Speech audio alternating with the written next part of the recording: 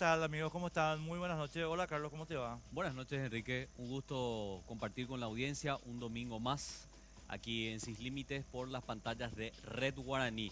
Y ya antes, sin perder tiempo, quiero invitar a todos los que nos están viendo del otro lado a que compartan sus opiniones sobre los temas que vamos a presentar hoy a través de nuestras cuentas de redes sociales. Tanto Facebook como Twitter, nuestra fanpage Sin Límites y nuestra cuenta de Twitter Sin Límites-RG para recibir todos los comentarios por parte de la audiencia. Y sin más trámite también, mira un poco qué linda ropa. Esto es de Perry Ellis. Sí, Excelente. alta facha. Te puedo dar vueltas si querés, patito, ¿eh? Tiqui, tiqui, tiqui. No, no hay nada. No hay nada por detrás, No así hay que nada mejor, por detrás, así que tranquilo. mejor No, pero muy hacer. buena ropa, excelente para así tiempo medio calidongo. Estamos con Perry Ellis. Sí, y lo que quiero contarle a la audiencia, ¿dónde encuentran estas prendas? Segundo nivel del Shopping del Sol, ahí van a encontrar a Perry Ellis. Y además quiero contarle a la audiencia así rapidísimo que continúan los descuentos, hasta 50% de descuento, así que tenés la oportunidad de vestirte y armar tu facha ahí en Perry Ellis en el segundo nivel del Shopping del Sol. Bueno, antes de entrar con nuestros invitados que son de lujo, sinceramente tenemos una mesa hoy para debatir nuestro primer tema de lujo. Queremos hacer un repaso de lo acontecido en la semana. Sí. Arranco, estimados amigos, con lo ocurrido en el departamento de Guairá. Una destitución express del gobernador Rodolfo Friedman, al que se le inventó una renuncia que el propio Friedman está desmintiendo y desmintió desde el día viernes de todos los colores posibles. Una situación gravísima. Un diputado del cartismo, como es Oscar Tuma, calificó esto de golpe de Estado puro y simple. Ahí podemos ver las firmas. La supuesta firma. La de arriba es la original, la del gobernador, hoy destituido entre comillas, y la de abajo es la supuesta firma de renuncia que tiene fecha del 26 de febrero. Vos sabés que es un día después de que se haya casado el gobernador Sí. con Marly Figueredo. Y eso también llama muchísimo la atención, porque imagínate, un día después de casarse, ya pensando en su luna de miel, me imagino que totalmente desconectado y con un pedido de permiso aprobado por la Junta, supuestamente él estaba pensando en renunciar. No cierra. El, el diputado Tuma nos decía el viernes que consultemos esto con Pipo Alfonso. Sí, Pipo Alfonso, que es senador del departamento del Guairá, Sí. y que además se menciona con mucha insistencia de que fue el operador cartista para poder concretar este golpe. Golpe es la definición que pone el propio gobernador, que tuvo que regresar inmediatamente de los Estados Unidos, donde estaba disfrutando de su luna de miel con su esposa. Hay que contar, Enrique, algunos detalles también sobre este caso. Ahí está el comunicado que estamos viendo por parte de Rodolfo Friedman, donde niega categóricamente que haya presentado su denuncia. Hasta ahora, bueno, no hay mayores detalles. La fiscalía supuestamente ya abrió investigación, pero se sabe lo siguiente. Políticamente hablando, había una trama ahí que todavía no está muy aclarada. Porque Rodolfo estaba abandonando el movimiento Honor Colorado para sumarse al equipo del senador Mario Abdo Sí, Benítez, señor. Colorado Añetete. Así que por ahí podría venir, según algunas personas, la vendetta política donde le sacan de su silla. Fuente. El viernes, Enrique, quería contar nomás también esto. Ya retiraron todas sus cosas de su oficina. Al cohete es eso. Lo que te quiero decir nomás es que el viernes también, estimados amigos, la versión que estaba manejando la gente de Colorado Añetete, Sí. aclaro bien, es que la orden fue impartida directamente por Horacio Cartes. Pero esas son versiones políticas que están circulando y circulando. La otra cuestión que quería plantear también es la decisión ya tomada por lo visto por el senador Blas Llano Sí. de desobedecer, no acatar, pasar por encima, dejar de costado los resultados de la convención del Partido Liberal Radical Auténtico de la semana pasada. Hay una cantidad de movimientos de tipo electoral que hicieron y de tipo judicial que hicieron Llano y sus cómplices y sus compañeros, donde tratan de pasar por alto los resultados de la convención, que como todo el mundo sabe desautorizó su propuesta de concertación y votar por la reelección vía enmienda. Es verdad, están aparentemente por vía judicial tratando de anular una batalla que perdió el senador Blas Llano y su equipo, el equipo joven, en la convención reciente que se hizo del Partido Liberal. Hay que recordar que en esta convención se ha aprobado la figura de la alianza y no de la concertación, que pretendía incluir por parte de este sector a la figura de Fernando Lugo. Pero también se ha aprobado un duro posicionamiento en torno al respeto a la Constitución Nacional. Esto es interpretado por el grupo del senador Blas Llano como un mandato imperativo. En teoría, según la presentación que hacen ante la Sala Constitucional de la Corte, el partido quiere imponer a los legisladores cómo votar cuando se vuelva a presentar el nuevo proyecto de enmienda. Y es por eso que recurren a la Corte para acceder a una acción de inconstitucionalidad que anule esta decisión de la máxima instancia partidaria. Y antes de ir a nuestros invitados, Carlos, solamente quiero decirle al senador Blas Llano, recordarle, Blas querido, Stroessner también le regaló personería jurídica de los partidos liberales a tus amigos los geniolitos. ¿Dónde están ahora? Es donde vas a estar vos dentro de unos meses, en el mismo lugar, en la nada, en la inexistencia, eso nomás. Y qué terrible que solo exista un cálculo electoral, porque si uno escucha el argumento del llanismo, del equipo joven, el único argumento es ganar, a cualquier costo. Sí, pues es mentira. No, pero a ver, eso es lo que dicen por lo menos oficialmente. ¿Por qué hacemos esto? Porque queremos ganar en el 2018. Y para eso no importa pisotear la Constitución, para eso no importa olvidar posiciones tan claras y contundentes que ha tenido este senador que estamos viendo en pantalla desde el año 2005.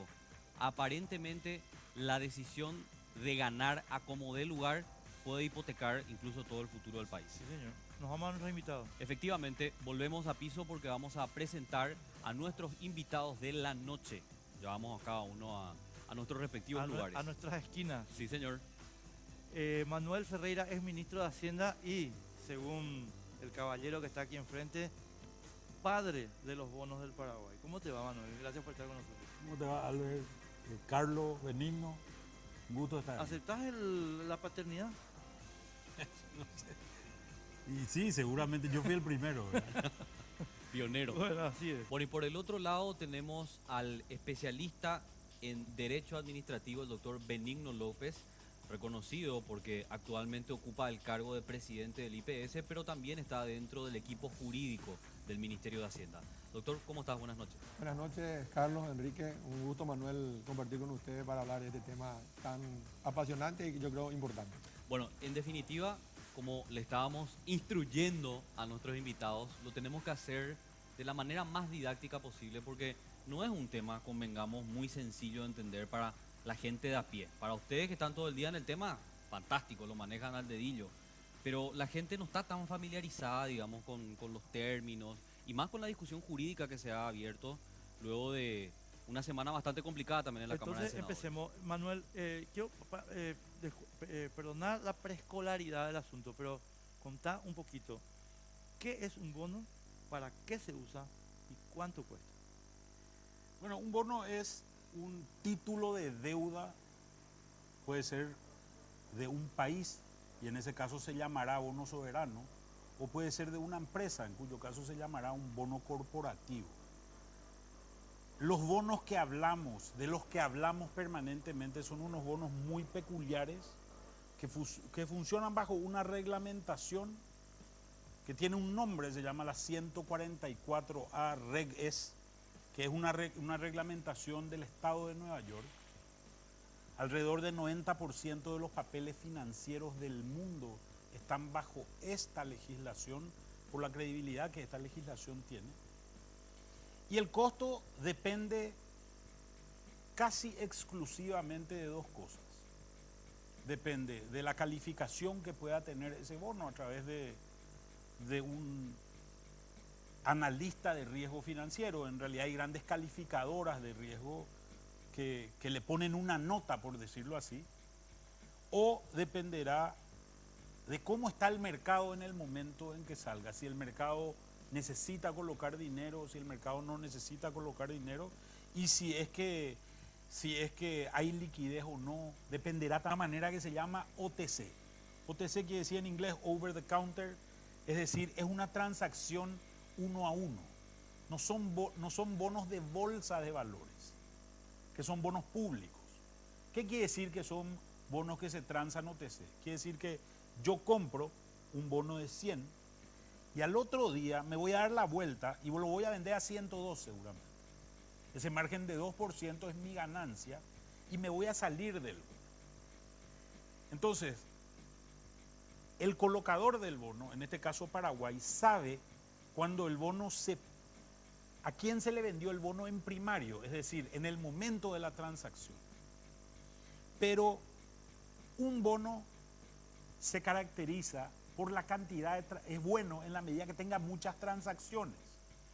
Si vos entras a los organismos especializados que te dan la pauta de cómo se mueve un bono, vas a ver que el bono de Paraguay fluctúa. Es decir, hay gente que está comprando y vendiendo permanentemente. Todos los días hay 50, 100, 200, 500, 1000 transacciones sobre bonos de Paraguay. Cuanto más transacciones hay, es mejor para un país, es más líquido, es más atractivo y más gente se quiere meter. Los compradores en primario, tienen la obligación de ser fondos que son personas jurídicas que están autorizadas especialmente para hacer esto. Albert Vargas Peña no se puede ir a comprar este bono. No se puede ir a comprar este bono en primario. Vos podés, sí, decirle a tu banco, algún banco que tenga la licencia para poder operar en este tipo de mercado, las licencias de la Comisión Nacional de Valores de la Bolsa de Nueva York o de Nueva York. Si tiene la licencia le podés instruir, comprame tantos dólares de esta transacción. Y ahí te puede pasar y ponerte en tu portafolio. Pero vos no te vas a poder ir a comprar. Tal es así, que esto lo comentábamos antes de comenzar con Benigno, que hay prohibiciones expresas a hacer publicidad sobre esto. ¿Por qué? Porque le confundís al público, dice la gente. Entonces, esto se tiene que enterar un grupo de personas muy pequeño, que son las personas especialmente autorizadas y que son funcionarios de estas empresas que están autorizadas a comprar. Esa gente tiene toda la libertad de, en el momento que compró, empezar a venderla. Una pregunta más brevísima y puntual. ¿Esto es al portador? O sea, por decirte, Citibank me compra el bono paraguayo, pero él tiene un título al portador que puede darse vuelta y venderla a Benigno. No es ni al portador, es electrónico nomás, un número nomás. Es un número nomás. Entonces, vos lo que haces es levantás el teléfono. Vos tenés un bono, levantás el teléfono y te das la vuelta y le vendés a Benigno por teléfono. A través de seguramente un intermediario que va a ser el comisionista que te va a hacer la gestión. En realidad no la vas a hacer directa, la podés hacer directamente vos con Benigno, pero en realidad los banqueros de ambos van a ser los que van a hacer la transacción. Claro, pero digamos como punto de partida, una persona jurídica, como bien estaba explicando, autorizada como el comprador primario. Licenciataria. Sí, licenciataria. Y esas licencias cuestan unas fortunas, no me imagino ni cuánto va a costar. Tal es así que es muy difícil acceder. Te digo nomás porque de repente también se tejen así ideas de que fulano de tal quiere comprar. Y fulano de tal no tiene para pagar, pues te voy a decir 5.000 millones de dólares, que es lo que cuesta tener la licencia. Vayamos al grano. Se está especulando en la Cámara de Senadores el Grupo Cartes. O sea, el Grupo Cartes no puede comprar esta licencia. El Grupo Cartes no tiene licencia para operar en este mercado. Y no tiene la plata para tener la licencia. Vamos más lejos, ¿verdad? Tanto así. ¿Verdad? Bueno, y para simplemente tener un contexto histórico también, le quiero preguntar al doctor Benigno López, ¿cuántas experiencias tenemos en emisión de bonos? Iniciando con el de 1999, conocido como los bonos chinos, y después 2012 ya con Manuel Ferreira. Sí, así mismo es. La primera experiencia que al menos yo conozco desde mi época del Banco Central es esa. En 1999 los bonos chinos se hizo un procedimiento parecido a este, pero totalmente diferente a la vez. Sí. Donde había ya estaba preacordada la compra. Compraron 2 bancos chinos y se quedaron con los bonos hasta el vencimiento y se pagó regularmente hasta hoy, ¿verdad? Y esta que empezó en el 2012 con Manuel, ¿verdad? Que fue, yo creo, para mí fue un hecho histórico y simbólico. Para mí es como una suerte de independencia económica de Paraguay, el poder acceder a los mercados internacionales a financiar su crecimiento y su infraestructura que antes no tenía, ¿verdad? Y este fue este proceso ya muy profesional. Hicimos presentaciones, se hicieron varios equipos para presentarle al país. Se llevó a mucha gente porque era la primera vez, había que convencer qué tan seguro, qué tan interesante podía ser para alguien que no nos conoce, claro, comprar o invertir en Paraguay. Y fue una experiencia exitosa, fue un debut que estuvo sobresuscripta la emisión. Y fue realmente una experiencia para mí muy buena y enriquecedora para Paraguay porque nos empezaron a conocer y nos empezaron a poner, empezamos a poner al país a conocimiento de la gente, ¿verdad? Y se trabajó bastante en esa misión. La primera fue muy complicada al comienzo, pero el liderazgo de Manuel fue fundamental para llegar a buen puerto y fue, yo creo que la mejor emisión inaugural en la historia de Wall Street, si mal no acuerdo. La Ahora, mejor emisión... ¿por qué se esperó tanto? 99, 2012, era un proceso de aprendizaje, además fue una etapa también bastante tormentosa políticamente hablando, después de un cambio de gobierno, juicio político. Sí, la verdad que siempre se hablaba de eso, pero no se concretaba, ¿verdad? Yo estuve, en esa época tenía 5 o 6 años en el directorio del Banco Central, siempre se quería hacer eso, se veía como bueno para la imagen país, para que te conozcan y encima para que te controlen, ¿verdad? O sea, la gente hoy se preocupa por lo que nos pasa a nosotros porque tienen inversiones en Paraguay. ¿Por qué no se pudo concretar? Y la verdad que no sé. Yo lo que te puedo decir, ¿por qué se pudo concretar? Y se pudo concretar porque estaba Manuel, ¿verdad? Porque hay un tipo como él que llevó por delante el proceso y hay que reconocer las cosas que la gente hace por el país, ¿verdad? Entonces fue un proceso fantástico y enriquecedor para todos, ¿verdad? A partir de ahí estamos calificados como país, la gente nos conoce, y fuimos mejorando año a año. O sea, año a año fue mejorando Paraguay, año a año fue mejorando la inversión, año a año fue mejorando la salida a los mercados internacionales. Tenemos que irnos a la pausa, les pido a los dos un minutito de paciencia, pues adelanto la pregunta para ambos. Emisión de 2012 con una situación de alto riesgo político y después nos cuentan cómo se desarrolló eso en términos de costo. Pausa.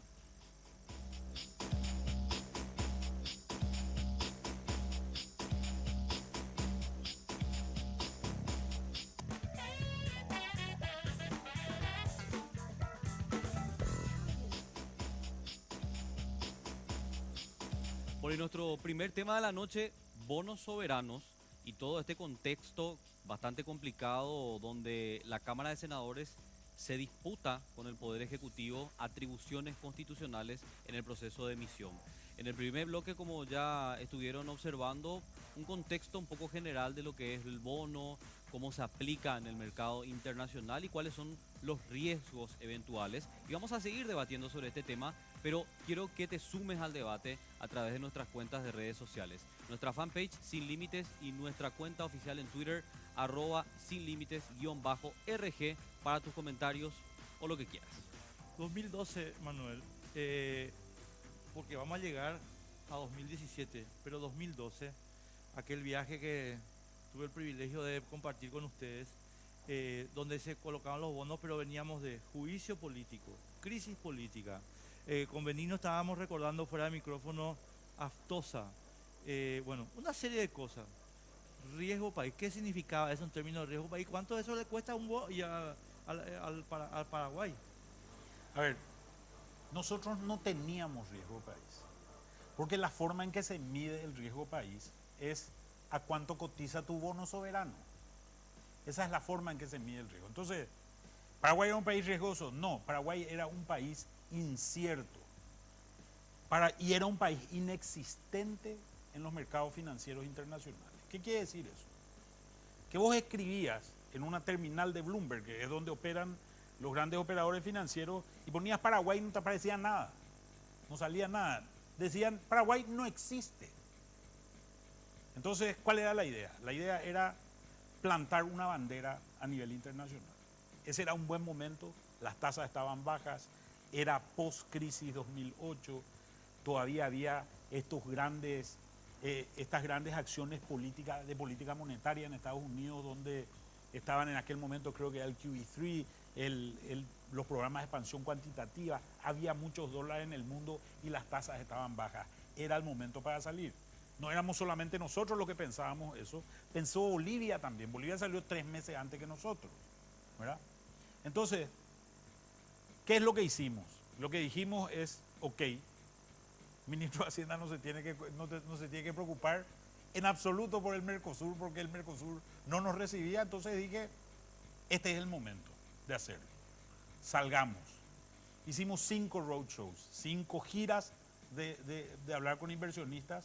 Hablamos en total, si mal no recuerdo, con 230 fondos de inversión en Estados Unidos, Chile, Perú, Colombia, Europa, Japón, Singapur y Hong Kong.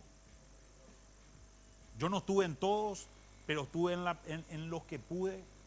Comenzábamos la presentación mostrando un mapa de Paraguay, mostrando un mapa de América y mostrando dónde quedaba Paraguay en América. Después venía el mapa de Paraguay, porque nadie sabía de qué le hablábamos. Nadie sabía de Itaipú, nadie sabía de nuestra soja, de nuestra ganadería, nadie sabía si éramos pobres, si éramos ricos. Todo el mundo creía que éramos el fondo de la Argentina. Esto queda pegado a Argentina, debe ser como Argentina. Argentina, en el momento que nosotros salimos, cotizaba a 13%. Es decir, vos sos un país riesgoso, me tenés que pagar una tasa de interés más alta para que yo me anime a comprar tu bono. Nosotros nos diferenciamos de Argentina y la gente empezó a decir, a partir de ese momento, a la pucha, mira un poco, este país es distinto, hace algo distinto, y este fue el arranque de otro tipo de inversiones. Hoy, un inversionista internacional que quiere venir a Paraguay se mete en esta terminal de Bloomberg, escribe Paraguay, le aparece el nivel de cumplimiento, le aparecen historias sobre Paraguay, y es el primer foco de interés de un inversionista serio para poder venir a invertir a Paraguay, poner una fábrica y generar empleo, ¿verdad? Esta era básicamente la idea más movilizadora que teníamos en ese momento. Incluso discutimos por qué 500 millones. Porque al estar en 500 millones, vos cotizás o podés entrar a un índice que se llama el Índice de Bonos de Mercados Emergentes, ENVI por sus siglas en inglés, que es básicamente el que muestra cómo se mueven bonos similares a los tuyos. Y a partir de ese momento podíamos decir, Paraguay se está desviando o Paraguay se está acercando. Hoy, si vos querés saber el impacto de esta crisis política en la cotización de los bonos, entras, miras el ENVI y vas a saber si está separándose nuestra curva de la curva de ENVI. Quiere decir que nosotros estamos moviéndonos diferentes a los países que son parecidos a nosotros. Si se está acercando o si está moviéndose de la misma manera, seguramente tenemos una situación bastante similar. Qué interesante. Vos sabés que a mí me gustaría ahondar un poco más para que nos explique de manera mucho más didáctica también, así como nos decía Manuel, ¿de qué factores depende específicamente el costo? Hablaba de 2 factores, Manuel, la calificación, que es el riesgo país, y del mercado. ¿Cuál es la situación del mercado? Doctor, ¿cómo se mide el tema y de qué depende, ahondando un poco más en estos 2 puntos, la tasa de interés?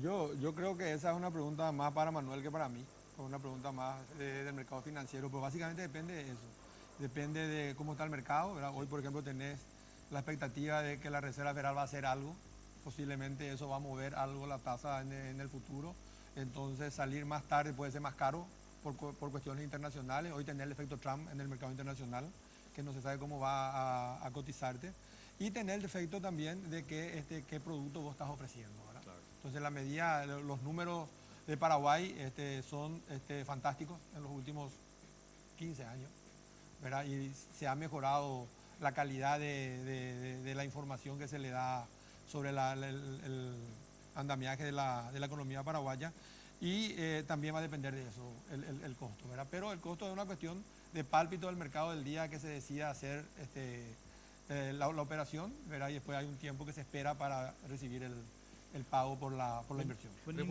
Reformulo la pregunta para Manuel, para hacerlo un poco más didáctico. De esa emisión 2012, 500 millones, ¿cuánto termina finalmente pagando Paraguay? No sé si esa es Sí. una forma de hacer la pregunta un poco más sencilla, ¿verdad? Sí, termina pagando 4,5 octavos o 4,625. El proceso es más o menos el siguiente, ¿verdad? Se hace lo que se llama un whisper. Whisper quiere decir susurro en inglés. Donde se habla con un grupo de inversionistas, gente pesada, digamos, en términos de su capacidad de inversión.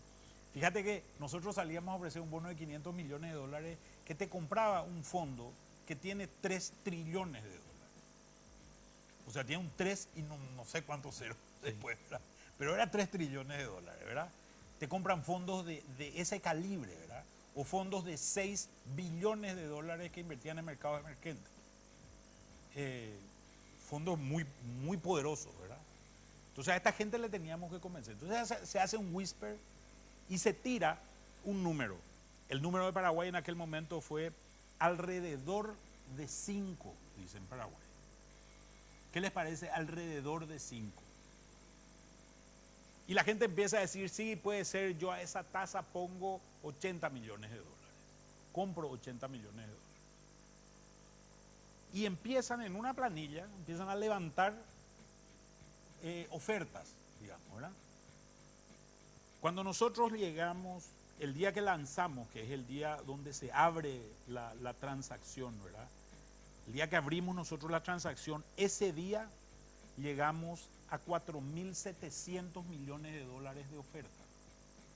Y decimos, se va a quedar la noche, porque los japoneses también pueden comprar, ¿verdad? Para esperar las ofertas de los fondos japoneses. Había un fondo que nos ofreció comprar los 500. Nos ofreció comprar todo, el 100% de la transacción.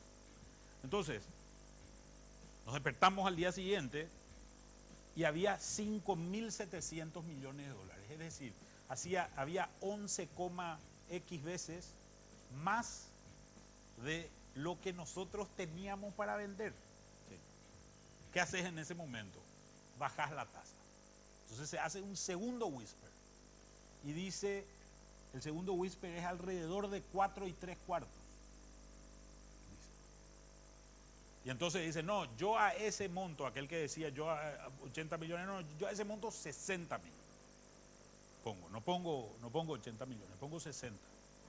Ok, habíamos recortado y se había recortado más o menos 1.000 millones, estábamos en 4.800 más o menos otra vez y teníamos 500.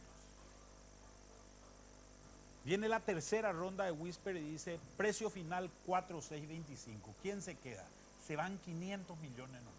Teníamos todavía 4.200 millones y nosotros 500 nomás para vender, ¿verdad? Entonces, ¿qué agarra? Agarra, poner la planilla y decir, a este le voy a dar tanto, a este le voy a dar tanto, a este le voy a dar Te tanto, a das este le el voy a dar lujo de tanto. elegir. Claro, vos te pones a elegir. Claro. Decir, este no, y te va recomendando el banco, ¿verdad? El banco te va diciendo, este es un buen fondo porque esta gente te va a dar prestigio, bla, bla. Bueno, con este nos quedamos en tanto, con cuánto que se quiere quedar en este y así, hasta hacer una planilla de 500, ¿verdad? Y ahí decís cerrar la transacción. En el momento que cerrás la transacción, en 5 días te pagan. Y ahí hay un evento que creo, esto creo que es una anécdota interesante que cuente Benigno, que es el caso del stay en el CIADI de SGS, ¿verdad? Que te da una pauta de los problemas. Pero para interpretar un poco la pregunta, Benigno, un ratito, voy a ir pero ¿cuánto tiene que pagar el ciudadano paraguayo para redimir esos bonos al final de la película? 500 millones. 500 millones. Cero sin los ¿Y intereses. los intereses? Los intereses los pagás cada 6 meses. Esos 4,625 dividís en 2 y vas pagando cada 6 meses. ¿Cuánto es eso? Poneme el número. Eh, Más o menos. Sobre los 500. y más o menos 2,5, ponerle. 2,5 pagás alrededor de 1% sería 5 millones. Se paga alrededor de 12 millones y medio de esos bonos cada 6 meses. Cada 6 meses. Cada 12 6 millones. Benigno, ahora en el tema de la emisión ahora que está en discusión, ¿verdad? Sí. Yo tengo esta información que quiero compartir contigo para que vos digas sí, no está bien, no está bien. Bueno, el ministro de Hacienda hace esas consultas que está detallando Manuel del año 2012, pero las hace ahora. y encuentra un tipo de respuesta que le dicen, chicos, necesitamos más reaseguro. Por eso se resuelve el tema de la corte que dice que vos fuiste protagonista, porque vos le dijiste al equipo del presidente, esta es la vía, el artículo 99 del procesal civil, etcétera, etcétera. ¿Quién nos chismoseó eso? No me acuerdo más, en la radio nos chismosearon eso. Entonces la pregunta concreta es, ¿hay incidencia en la valoración del bono paraguayo negativa a raíz de la discusión que tienen con el Senado? No, absolutamente no hay. Vamos por parte a aclarar. Tenemos que retrotraernos a diciembre. Podemos retrotraernos al 2011. La primera vez que se pensó en el veto fue en el 2011. Yo estaba en el Banco Central. Fue la primera vez que se subieron los salarios de una manera descomunal. 38%. Y se había puesto un artículo que para mí era nefasto para la política monetaria, que era la transferencia de fondos del sistema financiero a Fomento. Pretender que un solo banco va a hacer el trabajo de 16 bancos era para mí algo que podía afectar seriamente la política monetaria. Y desde el Banco Central habíamos estudiado el veto. De ahí venimos estudiando el veto y habíamos ya encontrado que el veto se repite el presupuesto, todo eso que ocurrió ahora. No se hizo ningún el whisper que dice Manuel se hace el día de la operación, no antes. No tuvimos ningún requisito, ninguna exigencia de recurrir a la Corte de nadie. Tuvimos el análisis que hizo el Banco Central, que hizo la Procuraduría, que hizo el Ministerio de Hacienda, que me pidieron que yo me recordara de todo lo que vimos en el 2011, que también compartía, y todos compartíamos el criterio de la repetición del presupuesto en su integralidad. Y así se lanzó la operación, ¿verdad? En medio de eso, hacia fines de diciembre, sí es cierto, yo había dicho, ¿por qué? Vamos a ponernos en el lugar del inversor. El inversor es Paraguay, un país que tiene una trayectoria importante. Vamos a sacarle la duda que ellos pueden llegar a tener, no la nuestra, y vamos a ver qué puede sostener la Corte con respecto a la posición que teníamos nosotros, ¿verdad? Y así recurrimos a la Corte pidiendo la aclaración de si estábamos equivocados o no, si bien no había ninguna duda de parte de los que habíamos estudiado este tema y aparte de los abogados que se habían contratado al efecto también. Entonces, así fue la historia, ¿verdad? Entonces planteamos eso en un grupo de abogados importante, estábamos entre 12, ¿verdad? Y aceptó la tesis Santiago, ¿verdad? Y se planteó, ¿verdad? O sea, pero no fue por un pedido de los bancos, de nada al respecto, no. Hasta ahora, el proceso de emisión sigue su curso normal. Los análisis jurídicos, cuando se habla de este tema, ¿verdad?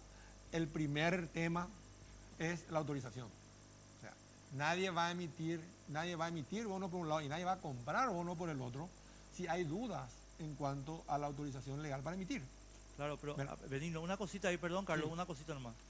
Pero el Senado plantea dudas. Claro, pero eso está dentro de lo que se considera un riesgo político. O sea, si vos analizás nuestra descripción de los factores de riesgo históricos del 2012, te das cuenta que ahí está la descripción de la situación política del país y está inclusive previsto la posibilidad de que se repudie la deuda, se elimine la deuda, se desconozca la deuda y todas las consecuencias que eso puede tener, no solo con la emisión actual, sino con todas las emisiones que hacen al cross default, ¿verdad? Vos defaulteás una operación y no es que defaulteás una sola, defaulteás todas. Entonces son todas protecciones que vienen y en aquella oportunidad nosotros habíamos estudiado mucho el tema en el 2012 porque justo estaba de moda el tema argentino, la cláusula pari passu, cómo se iban a ranquear las obligaciones que tiene el Estado con respecto a todas otras obligaciones y teníamos bien claro en aquel momento, es más, la primera cláusula que se pone modificando históricamente la cláusula de pari passu fue a instancia de Paraguay en el 2012, en la emisión que salió en el 2013, ¿verdad? O sea, esto es trascendental en la emisión. Ellos, como dicen, son bancos, fondos de inversión que son más de 300 que están interesados en Paraguay, todos hacen su estudio a la hora de hacer un análisis de qué título va a comprar. Desde nuestro punto de vista no hay ninguna duda de que se repite el presupuesto íntegramente. Y tampoco desde el punto de vista de nadie de los que estamos relacionados con este tema. Y yo no creo que ese sea un tema, más allá de un tema importante desde el punto de vista político, de la situación que ya viene. En aquel momento habíamos descrito en el factor de riesgo el juicio político, que puede afectar a la performance del bono, si el juicio político se consideraba irregular también podía afectar, si el juicio político, si en ese momento había demanda con respecto a la legalidad del impeachment, que también podía afectar el cumplimiento de los bonos, las deudas que tenía Paraguay, los reclamos judiciales que tenía en el CIADI y que tenía en Suiza con el tema Gramón Berre, SGS, este Gramón que viendo el evento que viene a contar Manuel, la noche antes del cierre viene una mague de stay, quiero parar la operación porque yo quiero cobrar de los 500 millones de los 500 millones que va a recibir Paraguay, a mí me den 40. Entonces, por favor, juez, ordénenle al banco que retenga 40 para pagarme a mí. Y generó todo una crisis, porque a pesar que vos discutís y descubrís y contás todo, porque vos tenés que contar todo, lo que vos no podés hacer es mentir. Vos contás toda la situación, ocurría la situación, se generó un conflicto que esa madrugada hasta las 5 de la mañana pudimos cerrar, porque al finalmente era una mague, pues no era un evento real de que podía ocurrir y se pudo cerrar la operación. Tenemos que ir a una pausa. A la vuelta me gustaría hacer como una especie de preelaboración. Yo sé que esto lo hace después el equipo jurídico y técnico del Ministerio de Hacienda, de cómo se va a escribir ese factor de riesgo para el tema de los bonos 2017. Y también me gustaría que el exministro de Hacienda nos explique cuál es la diferencia de la emisión de bonos del 99, del 2012 y las emisiones genéricas autorizadas por el presupuesto, por la ley de presupuesto propiamente, que se empezaron a sancionar desde el 2013 para adelante, porque ese también es un cambio muy importante que se ha hecho en la manera de encarar este tipo de inversiones. Una pausa y estamos de vuelta.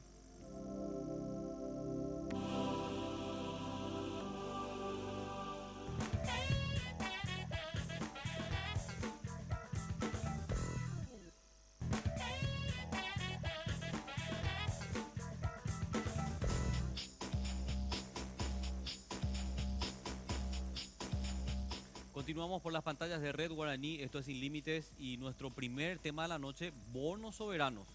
Le estaba preguntando a Manuel Ferreira, ex ministro de Hacienda, ¿cómo cree él, yo sé que esta es una especulación, que tendría que escribirse el tema del factor de riesgo? Es como una especie de memoria, no sé si ese es el término correcto, pero para que la gente entienda. Un memorándum de oferta. Es un memorándum. Es un documento de marketing. Sí. Es el documento que vos le entregas al potencial comprador para que él lea y diga si le gusta o no le gusta. La legislación americana te exige poner un factor de riesgo. Y en un lenguaje que creo yo es muy anglosajón, ¿verdad? En la forma de redacción. Yo me arriesgaría a decir que algo como lo que voy a decir es lo que se tendría que escribir. Y va a decir, el presupuesto 2017 presentado por el Poder Ejecutivo fue vetado, entró en vigencia el presupuesto 2016 según el artículo, recuerdo que artículo de la Constitución y la Ley de Administración Financiera, número tanto.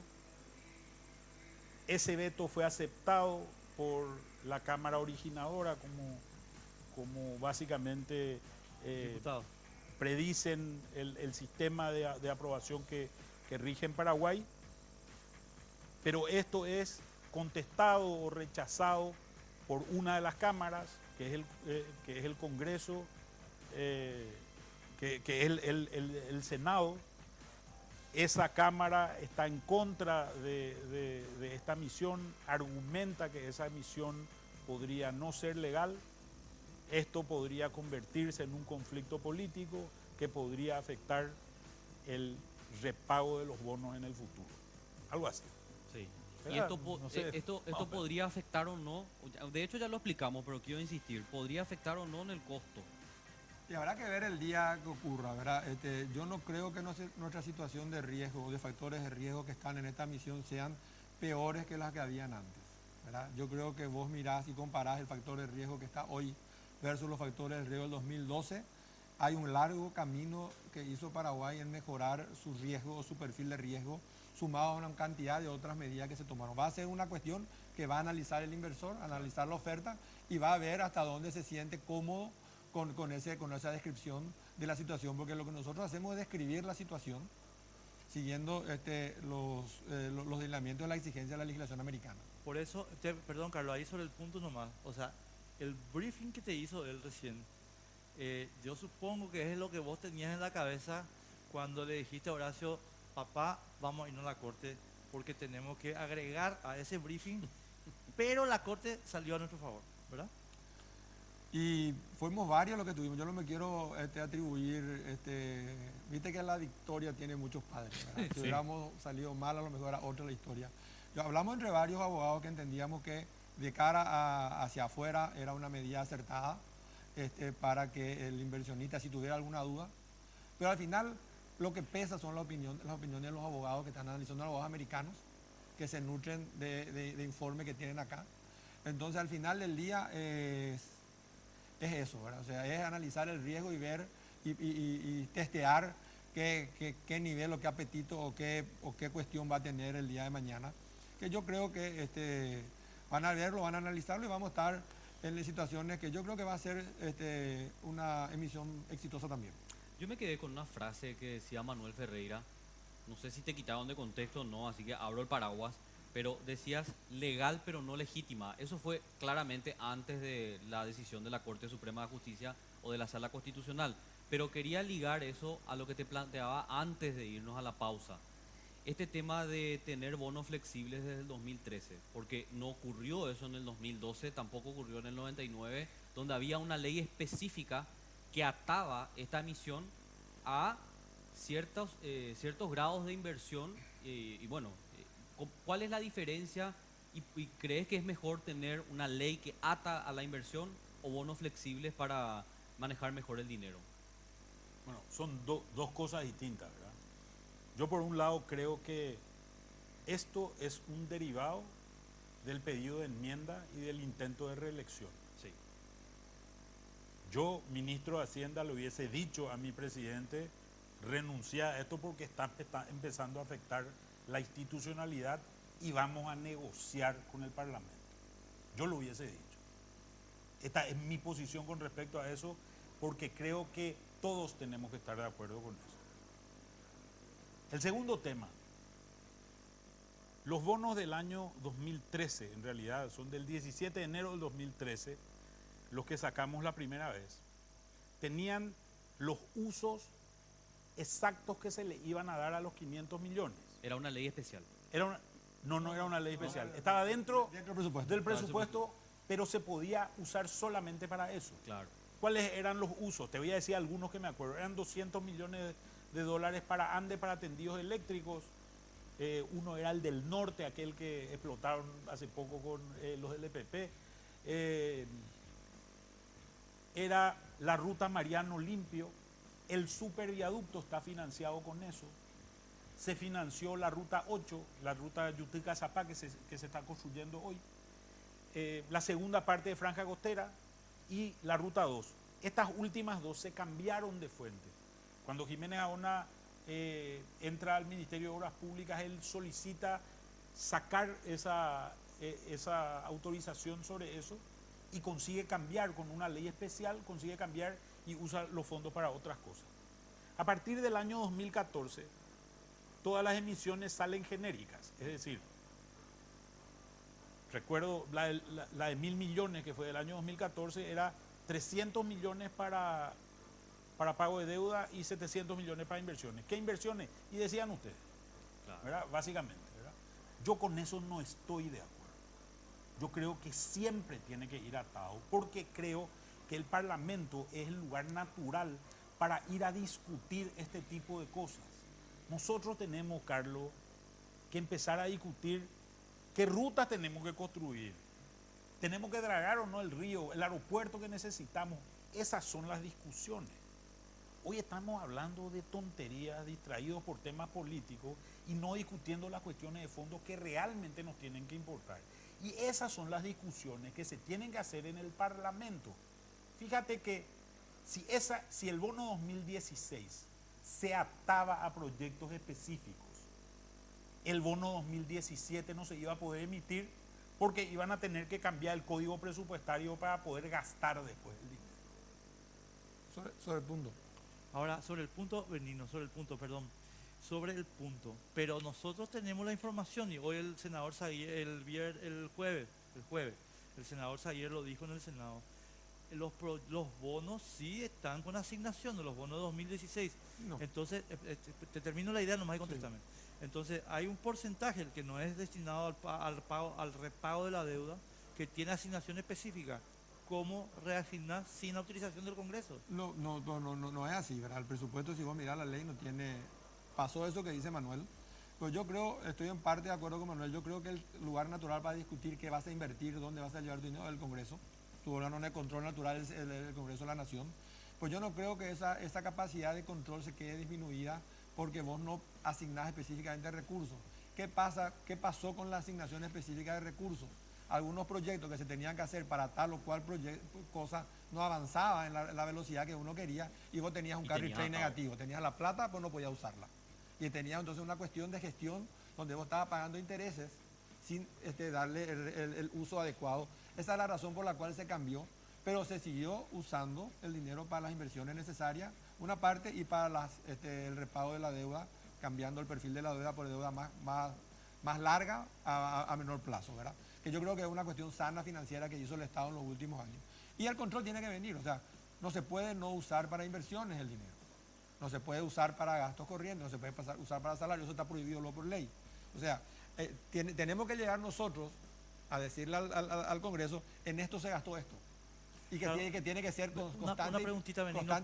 constante y La acertada la cuestión información. constitucional te quiero preguntar. Hay una cuestión constitucional acá, perdón, yo ya me estoy pasando el tiempo, pero esa asignación es facultad exclusiva y excluyente del Congreso. ¿Cuál es la asignación? La asignación de esto vas a gastar en esto. Bueno, pero el Congreso decidió en el 2014 Hacer autorización genérica. autorización genérica para que el administrador, yo creo que fue una decisión sabia del Congreso, darle esa flexibilidad sin perder su rendición de cuentas, porque sigue siendo para invertir, ¿verdad? Sigue siendo para invertir en obras que se consideran necesarias por el poder administrador, que la función constitucional, ya que estamos ahí, es del Ejecutivo. En 2014, no sé si... No, en sigue. 2014 ya fue así porque el tema era un costo 14, que había... 15, 16, Sí, 14, 15, 16 16, fue por así. eso que se Y repartió. 17 así también. Claro, porque había un tema de costo de captar el dinero y no usarlo. Claro, Porque pues. los procesos de licitación o de elección tenían obstáculos o tenían demoras que usualmente ocurren, ¿verdad? Yo entiendo el criterio que señala el doctor Benigno López. Bonos flexibles, bueno, dinero más eficiente, eventualmente, comentando un poco esto que él estaba diciendo. Pero ahora se está estudiando y lo va a presentar el senador Carlos Amarilla, que dicho sea de paso va a estar compartiendo con nosotros en el próximo bloque, un proyecto que pretende solucionar este impasse entre los dos poderes del Estado. Le pregunto a Manuel Ferreira, ¿crees que el paso que se debe dar es como buscar una solución, tener una ley específica que hable de una autorización específica para los gastos de estos bonos? Ese sería el camino. Yo creo que esa es una forma de blindar las cosas. Fíjate que si nosotros le pedimos al BID o al Banco Mundial un crédito, no nos da para cualquier cosa. Claro. Nos da para cosas específicas y también se aprueba en una ley. Y es una ley específica para ese proyecto. El caso del proyecto del Metrobús, vos no podés desviar los fondos del proyecto Metrobús para otra cosa que no sea el Metrobús, porque está atado. Están atados. Entonces, esa es una forma, y yo diciendo en esto con Benigno, es una forma donde hay en la que hay que trabajar. Y el Ministerio de Obras Públicas, si quiere tener el dinero, tiene que tener los proyectos y tiene que acelerarse y tiene que trabajar más rápido. Y el Senavitat, si quiere la plata, tiene que trabajar más rápido. Creo que es una forma también de ser generar más eficiente, incentivos. claro. De generar incentivos para que sean más eficientes esas entidades que son al final las gastadoras. Porque no es Hacienda el gastador, sino el gastador final es el que invierte, que es Senavitat, que es ANDE, que es Obras Públicas. Claro, finalmente lo que yo quería preguntarles también, porque este es un miedo que se tira así, muchas veces de manera irresponsable, entonces ustedes que manejan mucho los números, ¿en qué nivel de endeudamiento sobre el Producto Interno Bruto nos encontramos ahora con esta nueva misión que pretende el Ejecutivo y que lo va a concretar? ¿Es riesgoso o no de acuerdo a los parámetros internacionales de medición? Nosotros estamos hoy, la deuda total del sector público paraguayo es de 22%. Pero a ese 22%, si le sacamos las empresas públicas que deben, que son INC, ANDE y Petropar, esa deuda baja a 18%. Ese 3% es la capitalización del Banco Central, que la hice yo en diciembre del año 2012, que es básicamente la emisión de un bono perpetuo, es decir, es un pagaré sin vencimiento a tasa 0,5%. Con eso nosotros hicimos un arreglo contable y limpiamos el balance del Banco Central, lo cual le dio solidez al Banco Central, pero esa deuda jamás se va a pagar.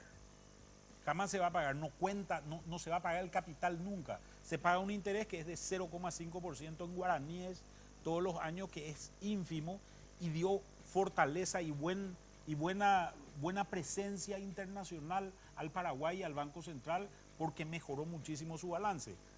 Entonces, sin eso quedamos en 15%. El promedio de América Latina es 60%. Si hay algo que se podría criticar es lo siguiente, que es la deuda que recibió este gobierno era de 10 y la pasó a 15. O sea, es la velocidad con la cual ha subido la deuda durante este gobierno, que es un ritmo que si lo proyectamos en el futuro no es sostenible. Creo que esa es una preocupación que podría eventualmente ser legítima. Y otra aclaración más que también es importante. Pagar deuda con deuda no sube el saldo total de la deuda. La gente El que permanente... se conoce como bicicleteo, que te dice todo el mundo. Está la bicicleteando. mala palabra esa. No es la palabra. En el mercado vos de repente ves que un banco saca una noticia y dice, te compro tu deuda de tarjeta de crédito y pagás 18%. Vos mirás tu tarjeta de crédito y decís, está a 25 mi tarjeta. Me voy a ir a venderle al banco que me está ofreciendo a 18. Tu deuda sigue siendo exactamente la misma. Tu tasa de interés es más baja ahora. ¿Vas a hacer o no vas a hacer la operación? Claro. Te conviene. Bueno, ese es el bicicleteo. Y un punto más que quiero aclarar, porque también estuvo saliendo mucho, que es el tema de los bonos buitres. Sí. No existe tal cosa. Lo que existe son fondos buitres. Si un país entra en default y deja de pagar su deuda, la calidad de sus bonos baja y por tanto baja su precio. Entonces un bono que se vendía a 100 se vende a 30. ¿Qué hace el fondo buitre? Compra ese bono a 30 y le demanda al país para tratar de cobrarle 100. Ese es el fondo buitre, el bono buitre no existe. Entonces, creo que es una cuestión interesante de entenderla también.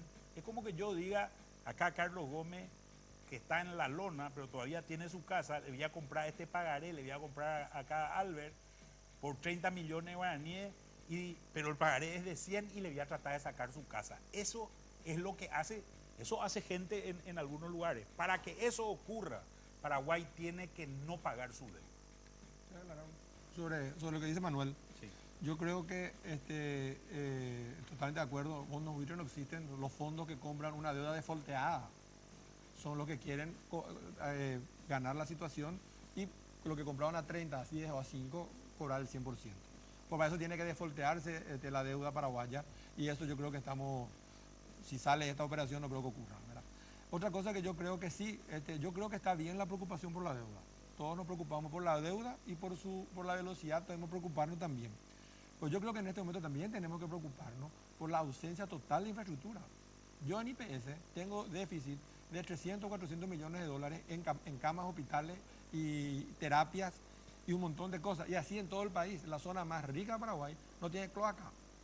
¿Verdad? Tenés un problema. O sea, preocupémonos también de cómo vamos a fortalecer de infraestructura a la gente, al ciudadano. Y en la medida que la deuda o la inversión se invierta en infraestructura, siempre va a ser un negocio para Paraguay de acá a los próximos 20 años, porque tenemos demasiado déficit que tenemos que poder Benigno, resolver.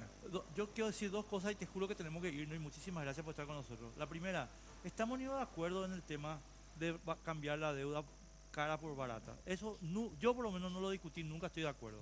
Número dos, la cuestión que está planteada, y yo sí creo que que va a tener impacto en el precio, a lo mejor no es grande, a lo mejor Horacio puede decir, ¿sabe qué?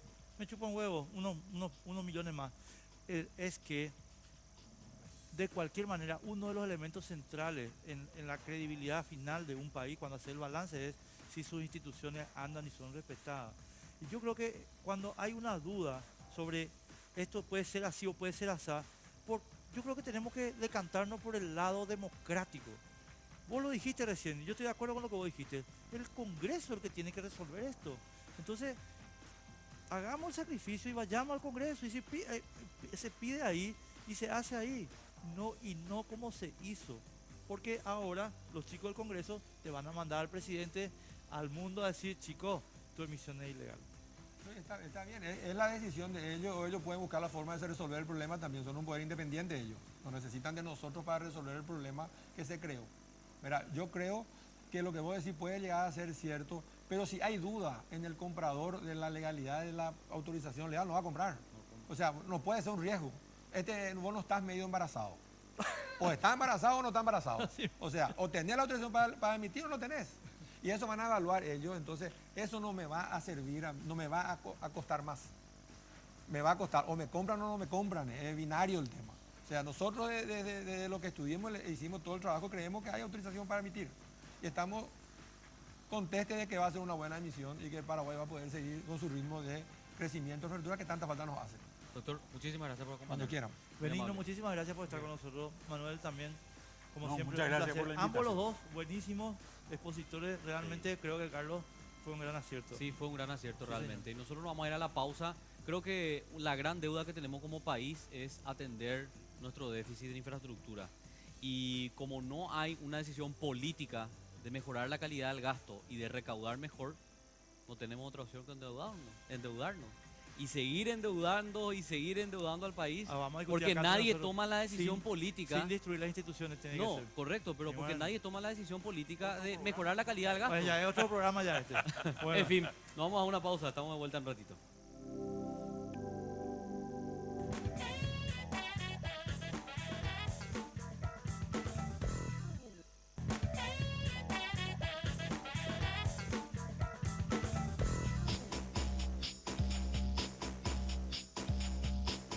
Bueno, estamos arrancando nuestro segundo tema. Están invitados que nos van a permitir entender mucho mejor todavía el tema que estábamos hablando en el bloque anterior, pero también proyectar la cosa a una interpretación más general sobre los hechos que han ocurrido esta semana. Puntualizando nomás, porque creo que esta es una estrategia que está muy clara. El tema de los bonos fue como una MAI. Se le probó a la Sala Constitucional, se le probó a la Corte Suprema de Justicia, aunque dice que algunos ministros están en desacuerdo, no lo han expresado públicamente, así que yo no me sumo a la idea de manifestaciones en privado.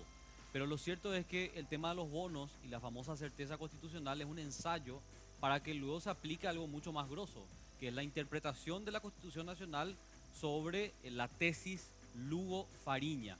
Y hay que recordar que esto es bien coherente porque en el pronunciamiento que saca el Senado la semana pasada, el jueves, excluyen el tema de que la certeza constitucional no existe en nuestro ordenamiento jurídico, y esto fue a pedido del Frente Guasú.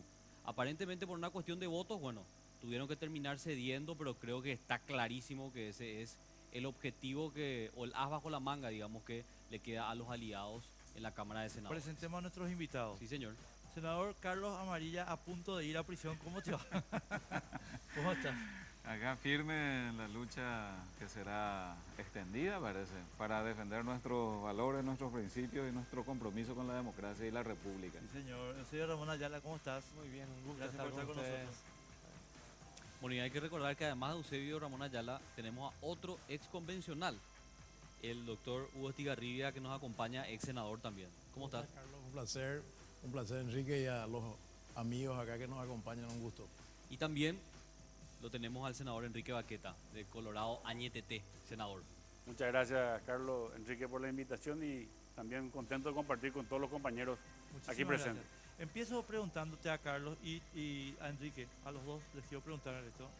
Ustedes escucharon recién al doctor Benigno López y al doctor Manuel Ferreira, ambos coincidiendo en que desde el año 2014, las autorizaciones de bonos en el presupuesto general de gastos son genéricas y que por tanto esta es la base que usa el Poder Ejecutivo para decir que la emisión de bonos 2016 autoriza la de 2017. Carlos, vos y Enrique también quiero escuchar tu...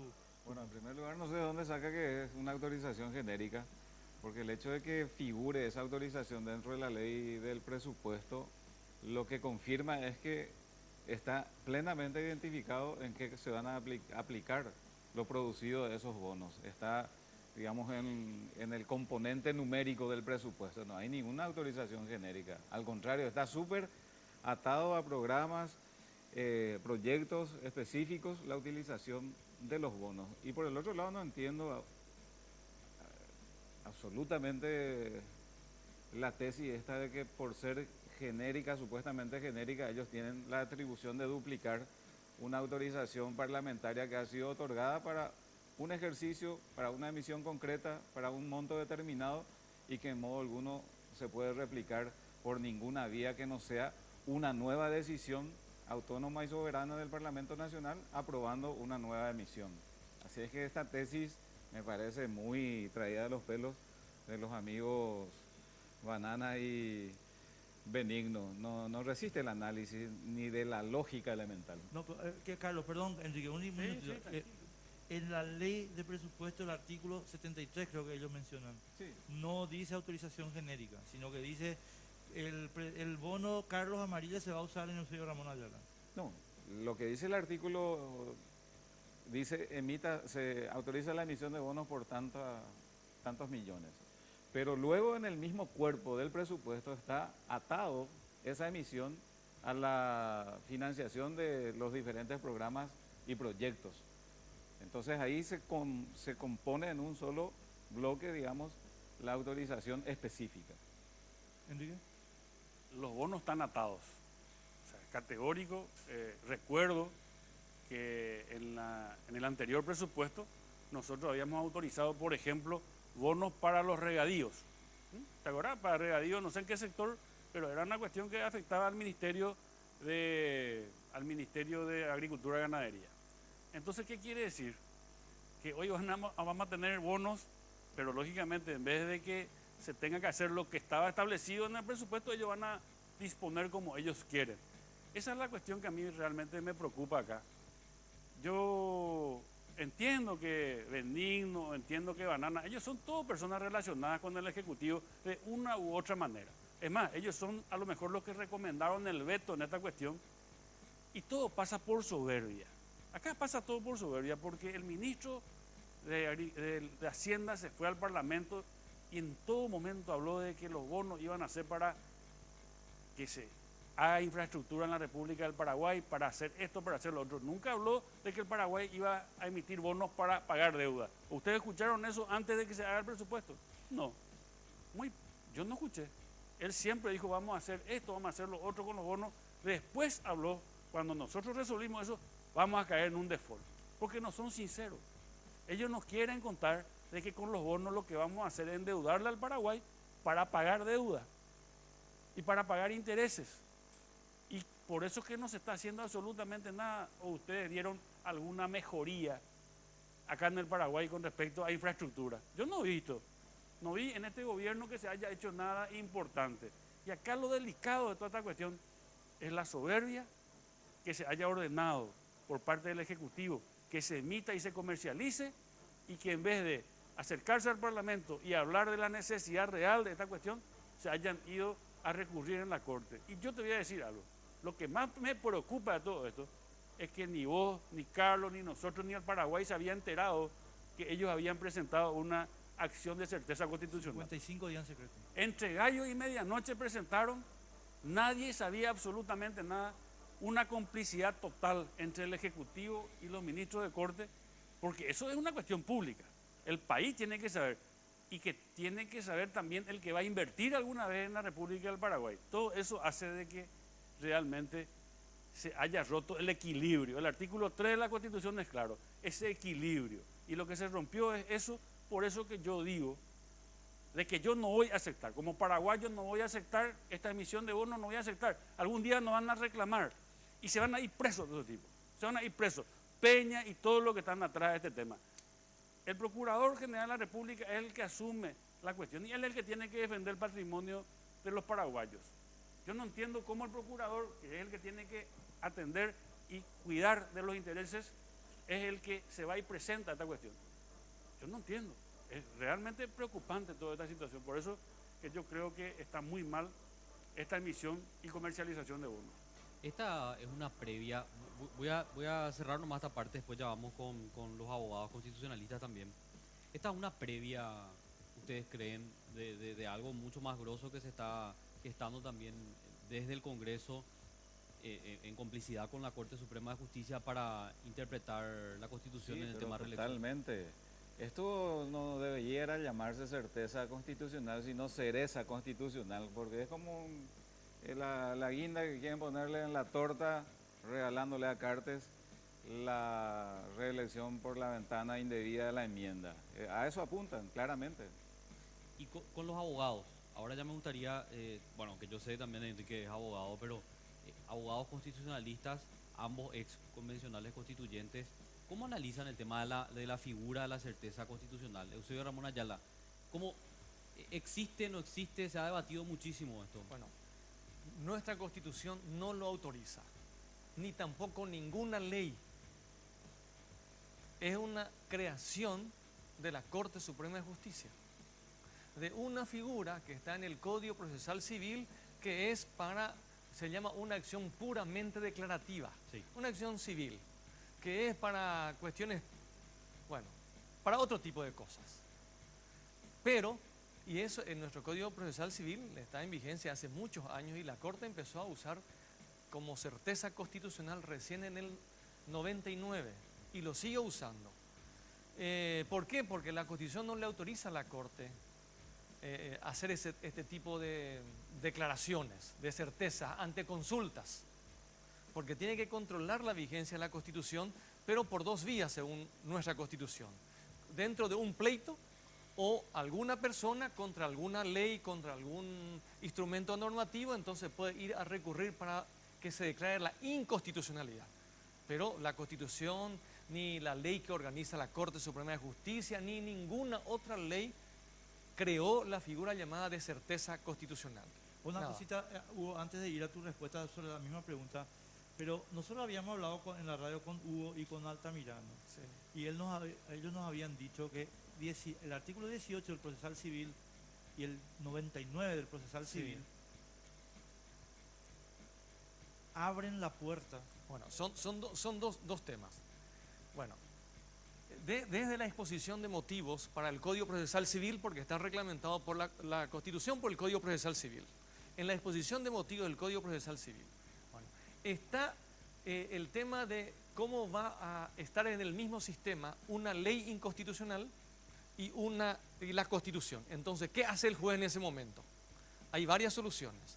La primera solución, que el juez por Constitución está obligado primero a aplicar la Constitución y después el resto. Pero si hace falta que se declare, la declaración le corresponde en exclusividad a la Corte. En ese momento, entonces, si el juez necesita que se declare previamente la inconstitucionalidad de alguna ley, entonces el juez envía a la Corte, eso es llamado un procedimiento per saltum, envía a la Corte y consulta el juez dentro de un proceso, Y el tema 99 es una acción puramente declarativa para cuestiones civiles. Un ejemplo, para abrir una sucesión, alguien dice, no, fulano de tal es el hijo del difunto. Ah, no, pero no se sabe. Entonces recurre el juez y dice, mira, yo tengo estos documentos, el señor es mi padre, que sé yo, necesito que usted me declare. Esa es una acción puramente declarativa. Ese es un ejemplo para una cuestión civil, para un proceso. Eso de acuerdo a la fundamentación del Código Procesal Civil y de sus fuentes. Lo concreto, en nuestra Constitución actual no establece que pueda alguien recurrir en consulta a la Corte para que la Corte declare la existencia de algo y que diga que es cierto constitucionalmente. No existe. Es una creación. Claro, copiaron de la jurisprudencia argentina y de la Corte Suprema Argentina, que tiene otra ley, otro régimen, etc. Y lo utilizaron para esto. Hugo. Benigno López, cuando nos explicaba el tema, Hugo, nos decía que efectivamente ellos se basaron en el Código Civil, en el Código Procesal Civil, artículo 99. Ahora, ¿se puede utilizar este artículo? Porque ya lo estaba explicando el doctor Ramón Ayala. Declaración de la Corte Suprema de Justicia en todo caso. Y también debería existir un litigio. ¿Están o no estos presupuestos en este caso? Los presupuestos no están dados, primero porque no hay litigio. La Corte es un tribunal jurisdiccional que dicta fallos y tiene facultades ejecutivas para dictar acordadas en todo lo que refiere al manejo de la justicia. Nada más. La Corte no puede opinar a consulta. La única consulta que puede contestar es la que está en el artículo 18 del Código Procesal de un juez inferior, que es el caso del fallo de la permanencia de González Maqui en el poder, que el Tribunal Superior de Justicia Electoral le consulta a la Corte y la Corte dice no hace falta convocar elecciones. Aunque ya esa es la semilla del árbol podrido, para hablar así claramente, todavía tenía una razón de ser en el Código Procesal Civil. Pero en este caso no. Voy a decir por qué. Porque la misma Corte hace un año le denegó a una persona física, Alfredo Tigarribia López, un primo segundo mío que consultó por este tema, es decir, los expresidentes podían ser o no candidatos, le dijo que no era órgano de consulta. Bueno, ahora una persona física llamada Santiago Peña y o Ministerio de Hacienda, persona jurídica, llamémosle, o Estado paraguayo, le hace la misma consulta y le dice, sí, nosotros respondemos a otra consulta. O sea, la misma Corte, ante dos tipos de consultas similares, obra de una manera en un caso y de otra manera en otro caso. Con el detalle de que obra solamente la Sala Constitucional. 3 ministros No fue el y pleno. no el Pleno de la Corte, que es la tesis de Altamirano, lo cual hace más grave este tema. Entonces, ¿qué pasa? Ahí es donde se produce un problema. No solamente la certeza constitucional es un invento, sino que ante iguales planteamientos, en un caso, la Sala Constitucional dice y opera bien, rechaza, y en otro caso opera mal y hace lugar. ¿A quién le hace lugar? Al que está en el poder. ¿A quién no le hace lugar? A un ciudadano común, un abogado común, que plantea algo. Entonces, es complicado porque la lectura es un invento para el poderoso, de manejo de justicia. La cereza constitucional, como dice. Claro, entonces, por eso es que yo le decía, y esta semana me fui a mover un juicio y entré con un ministro de la Corte y le dije, usted abrió una ventana enorme, yo lamento mucho, esto fue muy desafortunado. Estaba otro abogado muy conocido también ahí y la verdad que no tenía mucha explicación que dar, ¿verdad? Pero ¿sabes por qué hizo esto Peña? Cumplimos por el superior. ¿Sabe por qué hizo esto Peña? Porque con esto evita una acción de inconstitucionalidad de los congresistas. Como estrategia jurídica final. Porque ya es cosa juzgada. Claro, con esta estrategia, yo le voy a decir. O sea, no es para ir a Nueva York con la... No porque acá lo que hay que interpretar que nunca se vetó el presupuesto. Entonces, ahora se vetó el presupuesto, hay dos interpretaciones. Una amplia que rige la ley anterior y la emisión de bonos automáticamente. Otra restringida, no. Rige solamente la ley de presupuesto anterior, pero no la emisión de bonos. Esos son los temas que podían interpretar. Pero suponiendo que el Ejecutivo vaya por la vía de decir, no, rige la ley de presupuesto anterior, ¿qué podía hacer el Poder Legislativo? Podía adicionar. Con esta declaración de certeza, evitan que el Legislativo pueda ir a adicionar en una constitucionalidad, cierran el camino. Y porque esa es la teoría, Lo mismo voy a plantear. te comento, no, ya sé que puedes plantear, No pero tiene te ningún cuento, valor, es una cuestión declarativa. ya tiene la opinión Pero de ya la tiene- Corte. ¿Qué es lo que te y quiero bueno, decir? Como no es estrategia cosa jugada jurídica, ya. la información que yo manejo, te cuento, porque he tenido también algunas conversaciones. La información que yo manejo es que, primero, asegurarse que la Corte le da un Visto ok. bueno. Con eso pueden presentarse internacionalmente. Y segundo, evitar que ya el legislativo pueda recurrir a la Corte con una decisión de inconstitucionalidad. Tenemos que irnos a la pausa, Esa- señores, son- un minutito y estamos... Yo no comparto ese tema, pero pero respeto. explícalo respeto. después, Está bien, está bien. después, Correcto. explícalo después enseguida. Vamos a la pausa un ratito, por favor.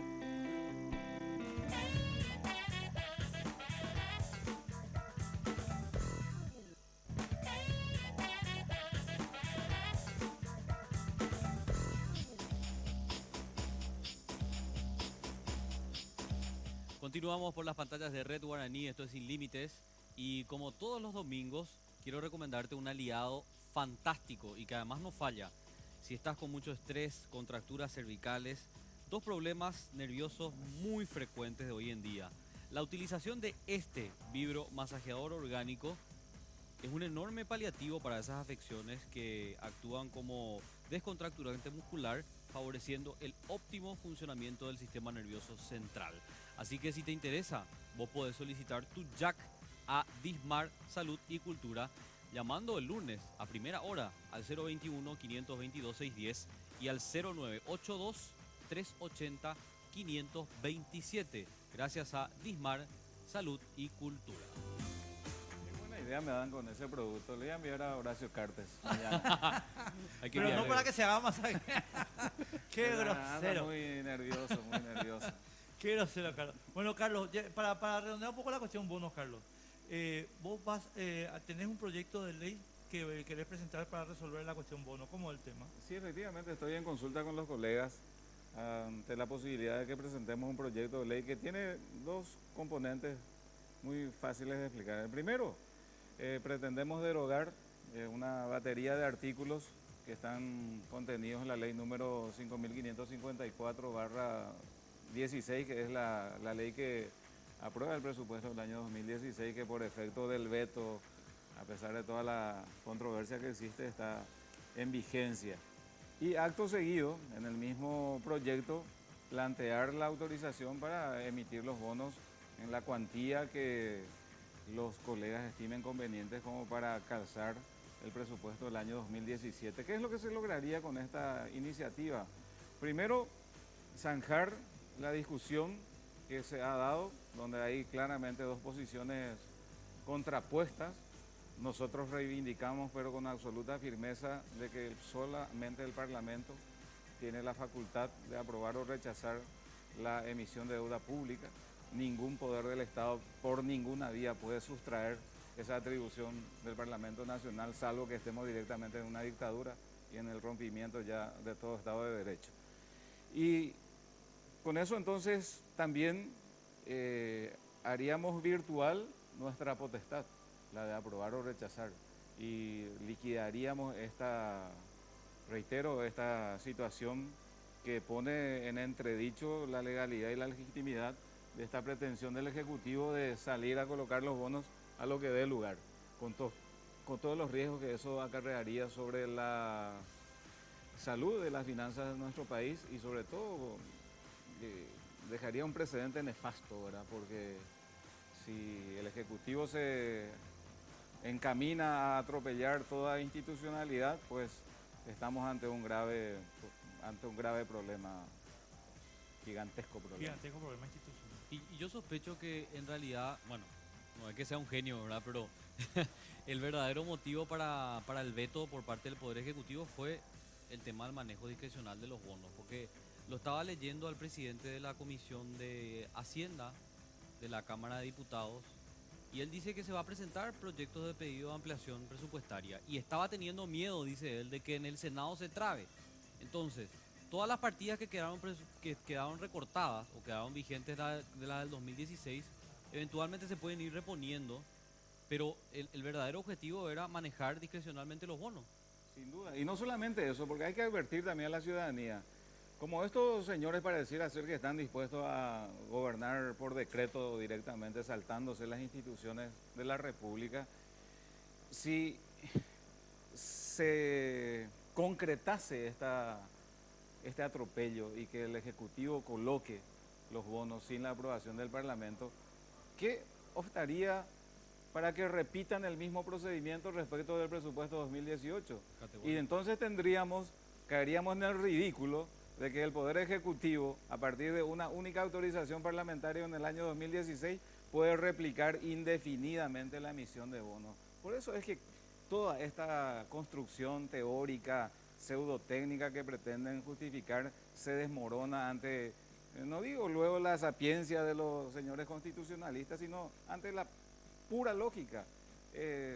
Basta, jóvenes del Poder Ejecutivo, no pretendan avasallarnos con esta barbarie. Encontremos una salida, ofrecemos esta alternativa y vamos a ver cómo se engancha con la racionalidad. El tema que se olvidó, Carlos, que nos dijo, el tema llave en mano.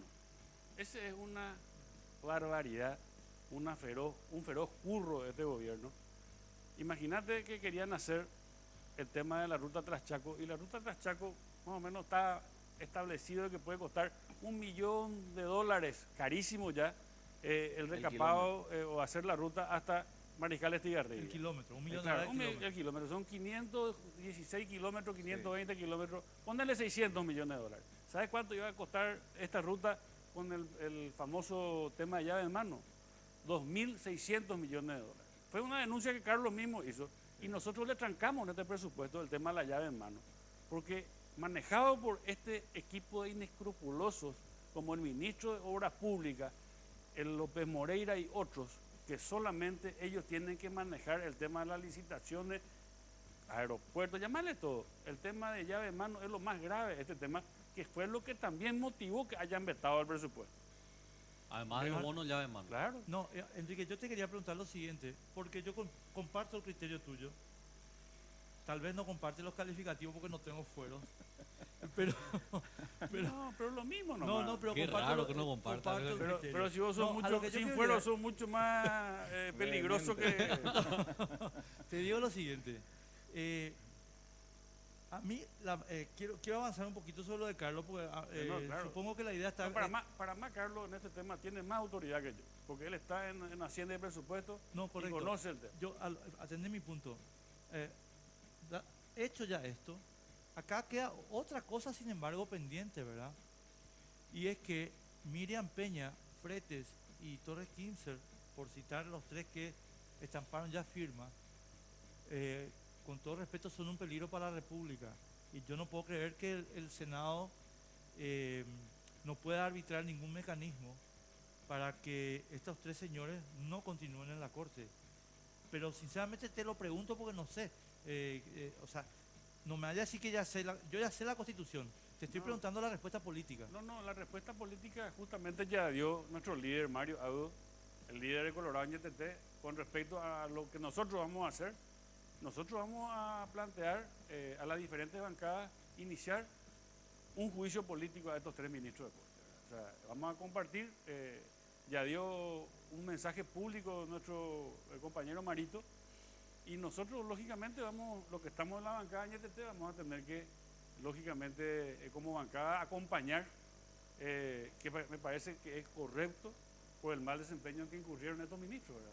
Sabemos bien que Frete es una persona rastrera, y además de rastrero, Frete es una persona condicionada, porque su hijo está hoy contratado y ascendió en Itaipú, lugar en el cual solamente los normales, los mortales pueden entrar con exámenes dificilísimos.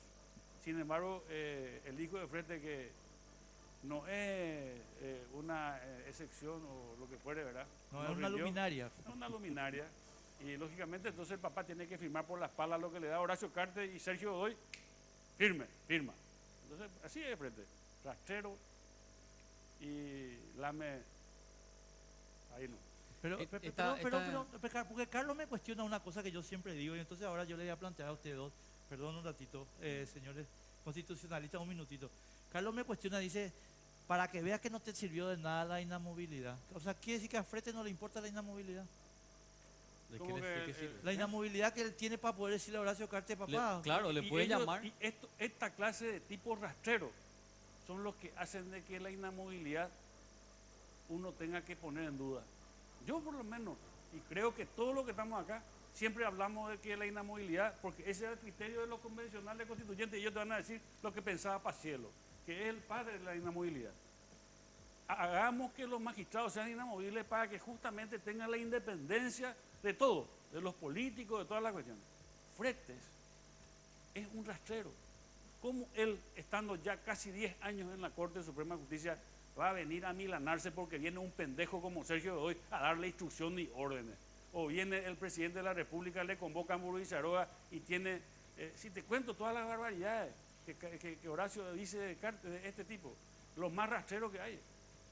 Si yo cuando yo me voy a Muruizaroa con Sergio Godoy en mi camioneta, una vez, cuando estábamos dentro del oficialismo, me dice riéndose, me dice, te cuento eso, Sergio Godoy me dice, así como vos estás, veníamos una vez con Fretes, me dice. Y cuando entra Fretes, Fretes se pone así para que yo no escuche y le dice, De vuelta, señor ministro Fretes, le dice, porque siempre vienen todos los gobiernos, pues él es el más rastrero de todos los ministros y es el operador más importante que tiene el CARTI. Y yo tengo que preguntar esto, repitiendo un poco la pregunta o reformulando la pregunta de Enrique. Tenemos la figura de la inamovilidad, creo que hay muchas personas que la defienden, pero ¿de qué sirve en estos casos, doctor? Yo creo que la inamovilidad realmente fue interpretada por la Corte en su beneficio. El espíritu de los constituyentes era que cada 5 años la Corte sea revisada hasta 2 revisiones y de ahí en adelante inamovibles, 15 años en el cargo. Pero se redactó mal, ellos interpretan y manejan a su antojo. Y otro criterio que tengo, todo lo que es perpetuo, inamovible en Paraguay, descompone al sujeto. Lamentablemente es así. Y está probado. Y incluso tuvo una polémica en una conferencia una vez con el decano Claude en la Universidad Americana, que fue una polémica muy fuerte, ¿verdad? Académica. Que yo sostengo que la inamovilidad es casi sinónimo de corrupción en Paraguay. Todo lo que es inamovible, todo lo que es indefinido, todo lo que es reelegible indefinidamente, todo lo que es perpetuo, el sujeto acá se descompone. Y el tiempo y los hechos nos van dando la razón. Voy a disentir contigo de eso, Víctor, pero no quiero discutir eso ahora. Enseguida. ¿Vos compartís ese criterio? Mira, la inamovilidad establecida por la Constitución es diferente a la que interpretó la Corte. Es diferente a lo que Paciello planteó en la Convención Constituyente y perdió. Paciello plantea la inamovilidad hasta que se jubile. Es decir, con un solo nombramiento hasta los 75 años. Y esa tesis perdió. Por la sencilla razón porque teníamos mala experiencia con los jueces de Stroessner. Y aparte que tenía que hacer mérito para ganar la inamovilidad. Entonces, en virtud del artículo 252 de la Constitución, todos los magistrados son inamovibles por 5 años.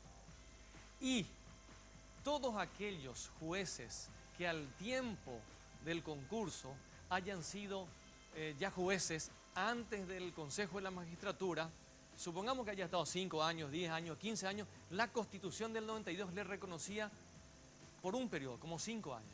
Los nuevos, a partir del Consejo de la Magistratura, tenían que tener 3 nombramientos para adquirir la inamovilidad. Eso está clarísimo en el artículo 252, en el artículo 8 de las disposiciones finales y transitorias. Entonces, ¿cuándo adquiría un magistrado la inamovilidad? El magistrado que ya estaba con Stroessner antes y con Rodríguez, con 2 nombramientos ya era inamovible hasta los 75 años. El magistrado que ingresó recién a partir del 92 con los nuevos mecanismos establecidos necesitaba 3 nombramientos y son inamovibles hasta los 75 años. Independientemente de la cuestión doctrinaria, esa fue la opción de la Constitución. ¿Qué hizo la Corte? La Corte lo que hizo, por certeza constitucional, dice, nosotros somos inamovibles desde el primer nombramiento hasta los 75 años. ¿Qué hizo el Consejo? Que el senador Baqueta Baza y los senadores también. El Consejo de la Magistratura y el Senado y el Presidente de la República para el nombramiento de los últimos ministros. ¿Sabes cómo fue? Que se llamaba a convocatoria conforme al artículo 252 de la Constitución Nacional y el artículo 8 de las disposiciones finales y transitorias, y ellos declaraban que duraban 5 años en sus funciones. Se presentaron, el Consejo le eligió así, se fue al Senado, juró así, el decreto salió así, pero después hubo una certeza constitucional diciendo, no, duramos hasta los 75 años. No me quiero desviar del tema porque no es el tema, pero sobre el tema, Carlos, después termino la pausa. Sí, 15 segundos. Yo creo, porque quiero dejar sentada mi posición, en la figura de la inamovilidad. Me parece necesario para la construcción de un poder judicial independiente. El problema no está ahí. El problema es que para estas dignidades de la República elegimos invertebrados morales. Gracias. Ese es el asunto. Comparto, tenemos que irnos a la pausa, 100%.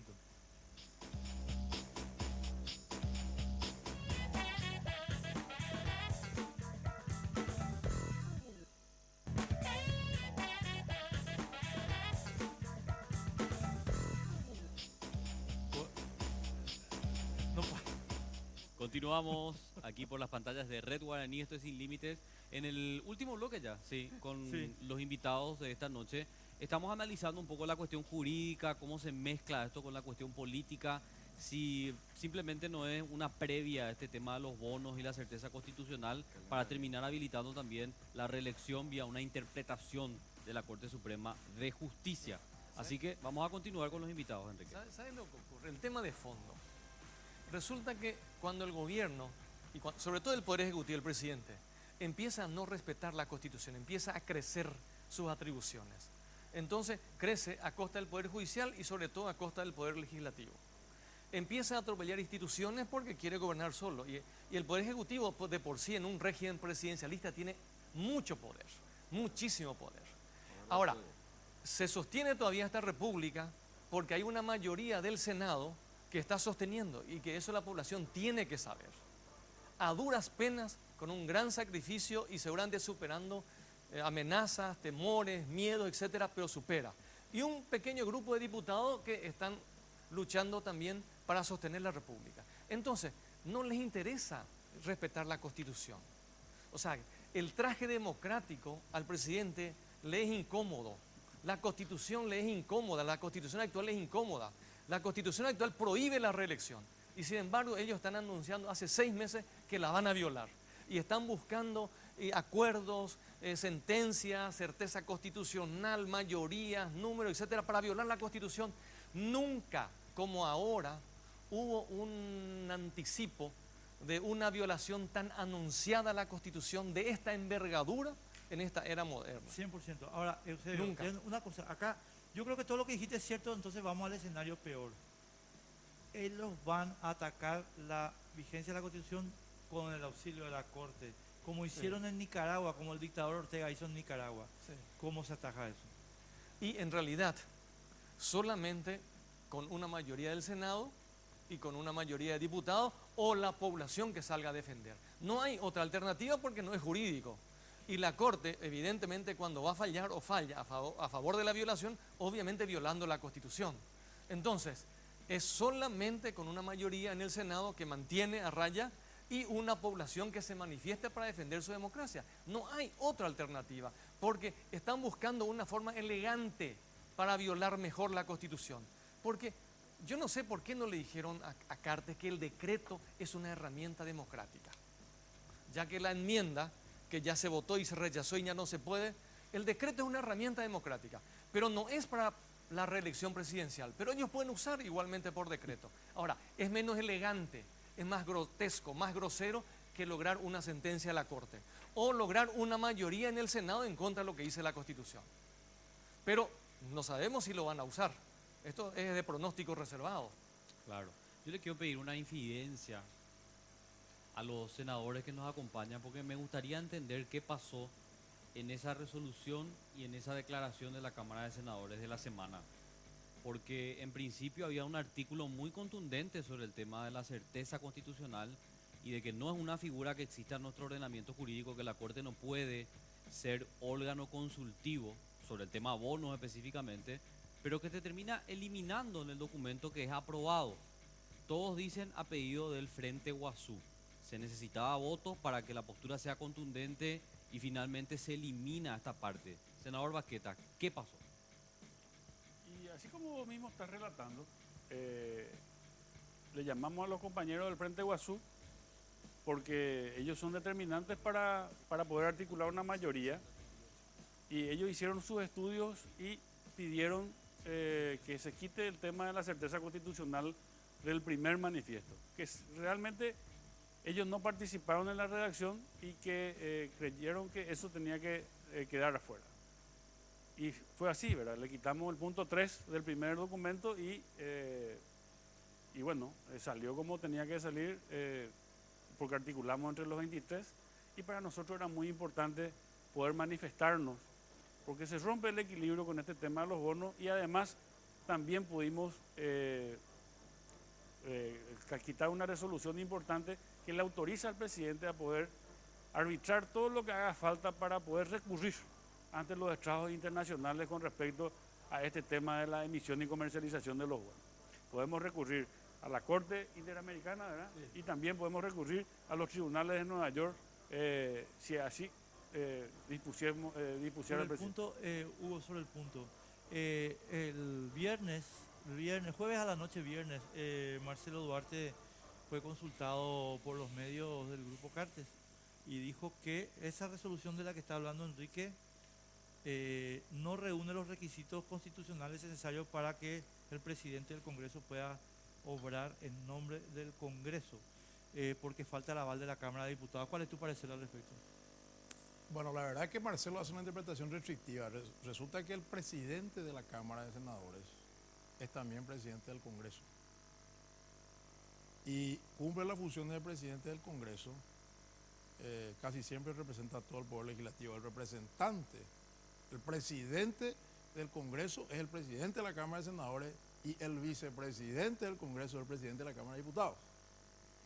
Si hacemos una interpretación amplia, está plenamente investido el Senado de decirle a Robert Acevedo, usted puede representarnos. Ahora, ¿qué hace Marcelo? Marcelo hace una interpretación sesgada, con todo respeto, ¿verdad? Dice, la Cámara de Senadores solamente puede disponer del Senado. Para disponer de todo el Congreso, tienen que ser ambas cámaras. Yo creo que también Marcelo está en una posición complicada en este caso, con todo afecto y respeto, porque Marcelo es asesor del presidente. O sea, es empleado Y ya de- le forzó un poco Él trabaja en Yate opinar, Paraguay. ya le forzó un poco opinar con todo afecto, y le digo, pues le tengo mucho afecto a Marcelo, fuimos compañeros, centro estudiante, compañero Cuba, en el Senado. Ya bastante duro fue para Marcelo decir que la declaración de certeza constitucional es un invento. Entonces, una de cal y una de arena. Claro, Sí, era lo que porque tenía que para dar. mí, porque no, Marcelo poquitito, dijo- ¿verdad? Pero en se uno, animó, en- sí que- en claro. uno- en uno la espada y en otro la zanahoria. Entonces, mi opinión, pero va con onda Marcelo. Bueno, No, pero yo te voy a decir una cosa. Marcelo tiene vergüenza, dice al Parlamento, cuando íbamos a discutir el tema del tren de cercanía. ¿Saben por qué no salió el tema del tren de cercanía? Porque el cartismo quiere que la ley salga, que no se pueda recurrir al Poder Judicial. Sí, es O sea, verdad. que no se pueda recurrir al Poder Judicial. Y yo le pregunté a Marcelo, pero Marcelo, ¿vos estás de acuerdo con este disparate? Siendo oficialista yo, le digo, Marcelo, discúlpame, pero esto... Ni una palabra no me decía. O sea, Pero se animó. y Se vino colgó. vino el procurador a tratar de explicarme, el procurador general de la República, a hablarme del tema del tren de cercanía. ¿Cómo las personas que se sienten afectadas no van a poder recurrir? Eso es una cuestión natural, inherente al ser humano, que vos puedas recurrir a un estado judicial. Pero ellos no. Marcelo empata. En la declaración de certeza constitucional jugó en contra de su cliente. Sí, pero no. Pero y no- ahora pero- juega a favor. Sí, ¿verdad? pero no no lo ahora. hizo público. No lo hizo público. Sí, claro que lo hizo. No, Eso no, pero, público. pero Lo de certeza usaron de otra, usaron de otro tiempo y otro espacio. Yo no creo que sea de ahora. Esa, Sí. Respecto del por qué se excluyó Sí, eso sería importante. ese párrafo de la declaración final, y fue a expreso pedido del Frente Guazú, porque ellos no abandonan la tesis fariñácea, ¿verdad? Como una salida posible para conquistar la enmienda. Es que yo creo que Cartes va por ahí. Y yo también creo de que ellos están en una colusión ya perfecta. Pero sin Y embargo te digo desembosada. algo. Sin embargo te digo algo, y Enrique, o los dos senadores que yo... sin embargo, yo creo que es positivo construir mayorías con ellos. No, En Claro. la medida que sea posible, ¿verdad? por supuesto. O sea, porque y yo creo que son dos cosas diferentes. Yo creo que el Frente Guazú tiene una idea diferente con respecto a ellos. Les motiva una cuestión política el continuar. A Cartes y su grupo las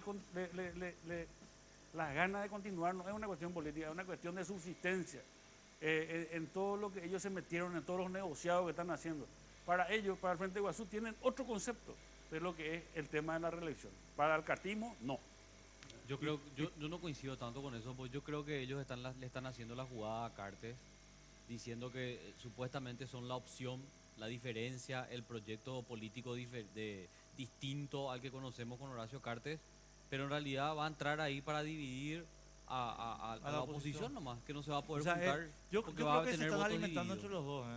entre los dos. Pero yo te digo nomás, hablando con Así los mismo. compañeros cuando ellos te manifiestan sus ideas, yo entiendo de que ellos tienen otro concepto. O sea, ellos no entran tampoco a la cancha para perder. Ellos no creen que van a perder. No. Yo les digo que así como ellos le habiliten a Cartes, van a perder con Cartes. Porque Pero- Cartes le va a ganar.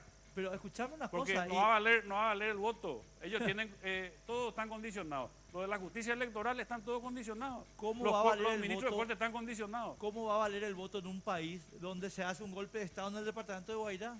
O sea, Claro. yo lo que o sea, no entiendo cómo todavía hay, o sea, allá no lo entiendo porque es empleado puro y simple de Cartes, pero a Frente Guazú le pregunto, chicos, ¿ustedes por qué creen todavía en ese tipo? Tienen No, otra no hay ningún motivación. tipo de seguridad. Tienen otra No, hay que motivación. decirlo con todas las letras. Los del Frente Guazú están en un juego peligrosísimo para la República y la democracia.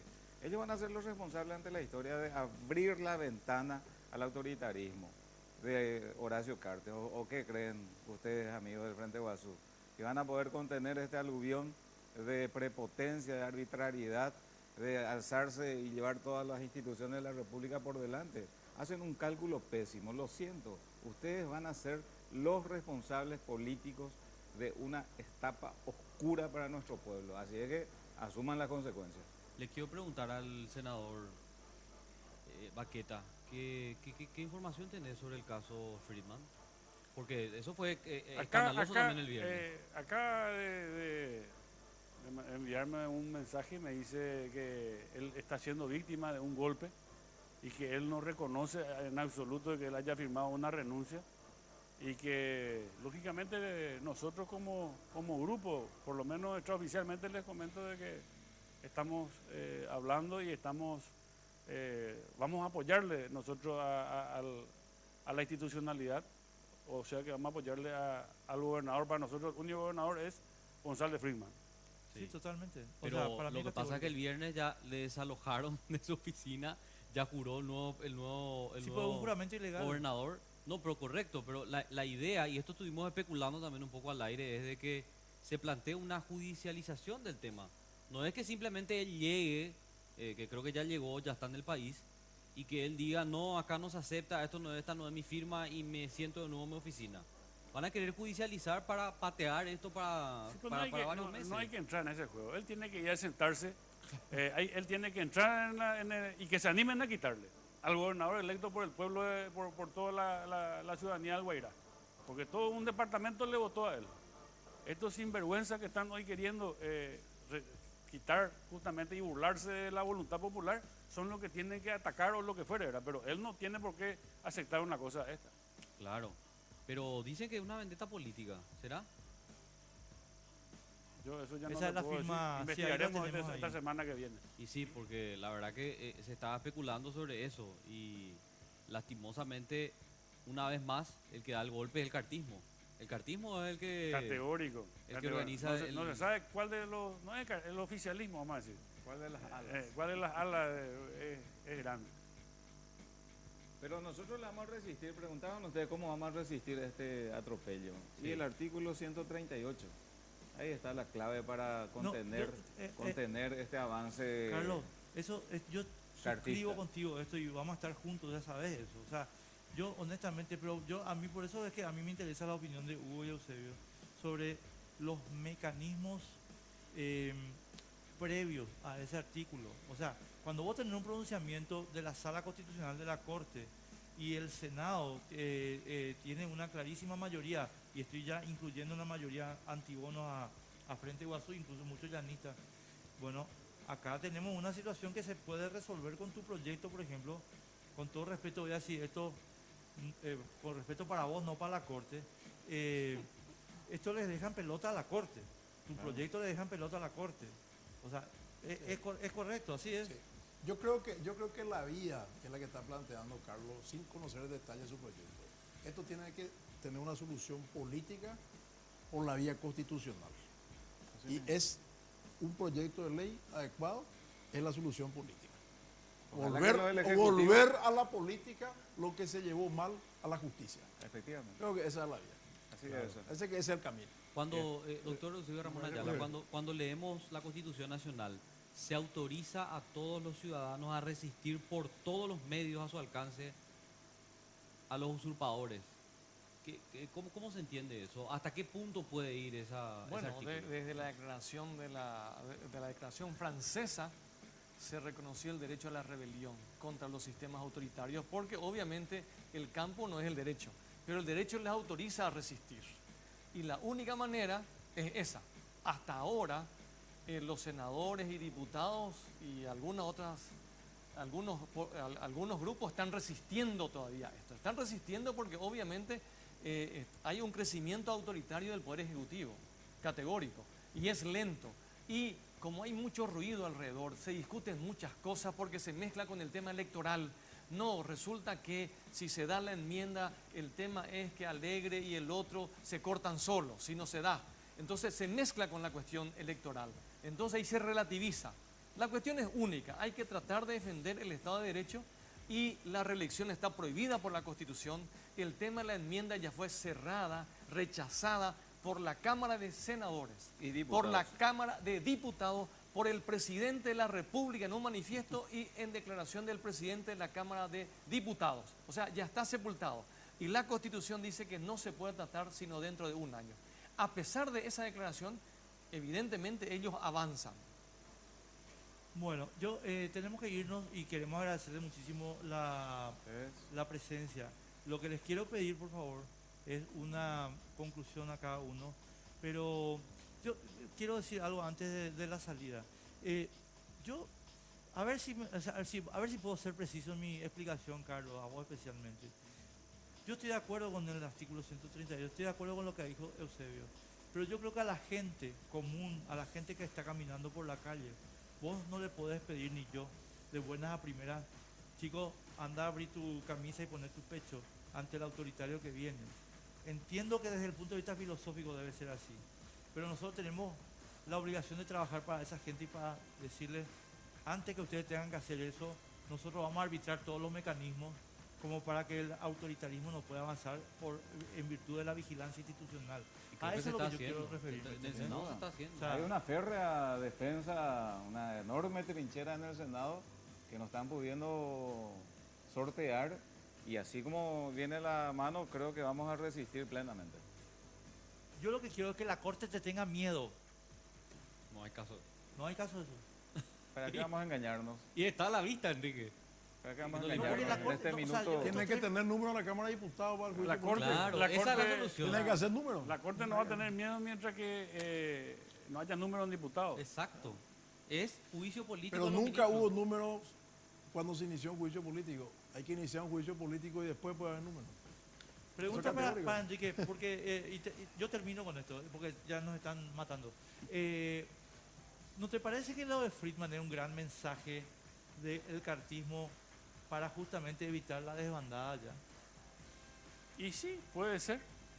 Y yo creo que además de ser lo que vos estás hablando es justamente la muestra del retroceso democrático que estamos viviendo hoy. Claro, pero el tipo hace, o sea, ¿por qué hace este acto tan burdo? Es para decirle a sus amigos, cuidadito que los voy a reventar a todos. A lo Cuidadito mejor con romper la porque fila. vos lo que querés decir porque no invitó a su casamiento a Marito, a Cachito y por eso no nos invita más a ningún lado ahora por tu culpa. No, es que claro, es que la invitación ya es una muestra de que hay un debilitamiento del cimiento, vamos a llamarlo. No, sin duda, el cartismo en su retirada va a recurrir a cualquier gesto, por ampulloso y desubicado que resulte. Carlito, siempre y cuando tenga genuflexo, como Frete, como Torres Quincer, que le hacen la corte a estos tipos. Porque lo que queríamos nosotros es que estos tipos, no que nos tengan miedo a nosotros, que sean por una vez ministros de corte. Claro. Eso nomás queremos. Que Yo no sean quiero íntegros. que él nos tenga miedo a nosotros. Lo que no queremos es que se rompa el equilibrio. Eso que es tanta gente pasó en el 89. ¿Cuántos murieron? Justamente estuve hablando con soldados que murieron, que quieren que se les reconozca a los que vivieron, que perdieron ojos y todo, que lucharon por nuestra democracia. Este retroceso que estamos viviendo hoy por esa gente que tanto peleó para que vos puedas hablar como querés, yo pueda decir lo que yo quiera. Muy pronto todos los paraguayos vamos a tener miedo de hablar. Sí, señor, ya estamos en eso. Bueno, Muy Hugo, para pronto. cerrar, tenemos que irnos. Por favor, te pido un cierre. Yo creo que la vía es buscar el acuerdo político, volver al cauce político. Este fallo es meramente declarativo. Yo creo que lo que sacó el Congreso ahora va a frenar mucha validez a la emisión de bonos a nivel internacional. Va a ser un peligro para el que quiera comprar, para el que quiera emitir. Así que yo creo que el Ejecutivo va a tener que dialogar con el Legislativo. No le queda otra. O sea, el diálogo es la única vía.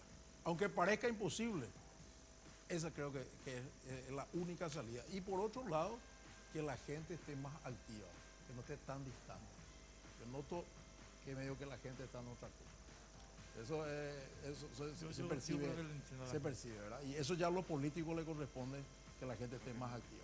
Eusebio. No, seguir alentando a este grupo de senadores que está resistiendo, a los diputados que están resistiendo y algunos ministros de la Corte que no están con Cartes, ¿verdad? Que no están con el régimen autoritario, y a la población en general y a los jóvenes sobre todo, que no conocieron la dictadura, que no le conocieron a Stroessner, que no vivieron bajo un régimen autoritario, que llegado el momento, por supuesto que los dirigentes tienen que ir en la primera fila, ellos son los que tienen que iniciar, pero la población también tiene que estar preparada para luchar por su sistema de gobierno. Y eso le corresponde, en primer lugar, concientizar a los dirigentes que lo están haciendo, ¿verdad? Y los medios de comunicación y los programas de ustedes que son realmente de una grandísima colaboración para que se mantenga esto. Sin los medios ya hubiésemos vivido como en Venezuela. En Venezuela también le renunciaron a varios gobernadores. Le renunciaron. Ocurrió ahora el primer caso en el Guairá. Que mañana no nos sorprenda con la renuncia de algún senador, algún diputado para que entren los suplentes. ¿Por qué? Porque no hay límites. Porque cuando no se la renuncia de los titulares para suplentes de Ecuador, el primer congreso de Correa. Claro. Así mismo. Esto es totalmente lo que exportado de Correa se llama. Sí, nosotros le mandamos vaca y él los manda know-how dictatorial. Claro. O sea, Carlos, para cerrar, por favor. Resistiremos y venceremos. Cartes no va a poder instalar su proyecto autoritario. La ciudadanía paraguaya va a reaccionar con la contundencia que el caso amerite y usted, señor Cartes, tendrá que irse a su casa el 16 de agosto, el 15 de agosto, del año próximo. 7 de la mañana, del Palacio a Tacumbú. Horacio Cartes. Enrique. No retrocedamos.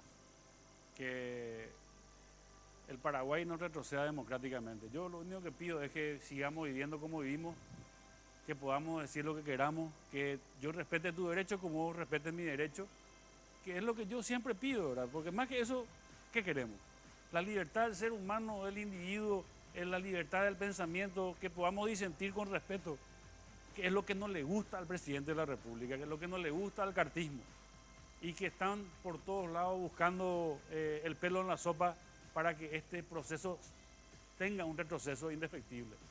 Vamos a pelear por Guairá, vamos a pelear por su gobernador, que sepa Rodolfo que nosotros por lo menos entendemos y aceptamos de que él es el gobernador y no estos golpistas, y de que va a tenernos a su lado como corresponde, porque no podemos permitir esto. Esto es un atropello. Así también hoy el presidente tiene que estar intranquilo porque en un momento dado le falsifican su firma y asuma Fara. Me gustó esa, no es mala idea. Ese es un buen punto. Ese es un buen punto. Bueno, discutirle a Gardel después. Muchas gracias a todos, muy amable. Gracias. Una noche más. Muchísimas gracias a toda la audiencia. Regresamos el próximo domingo con más de Sin Límites. Chao, chao. Muchísimas gracias.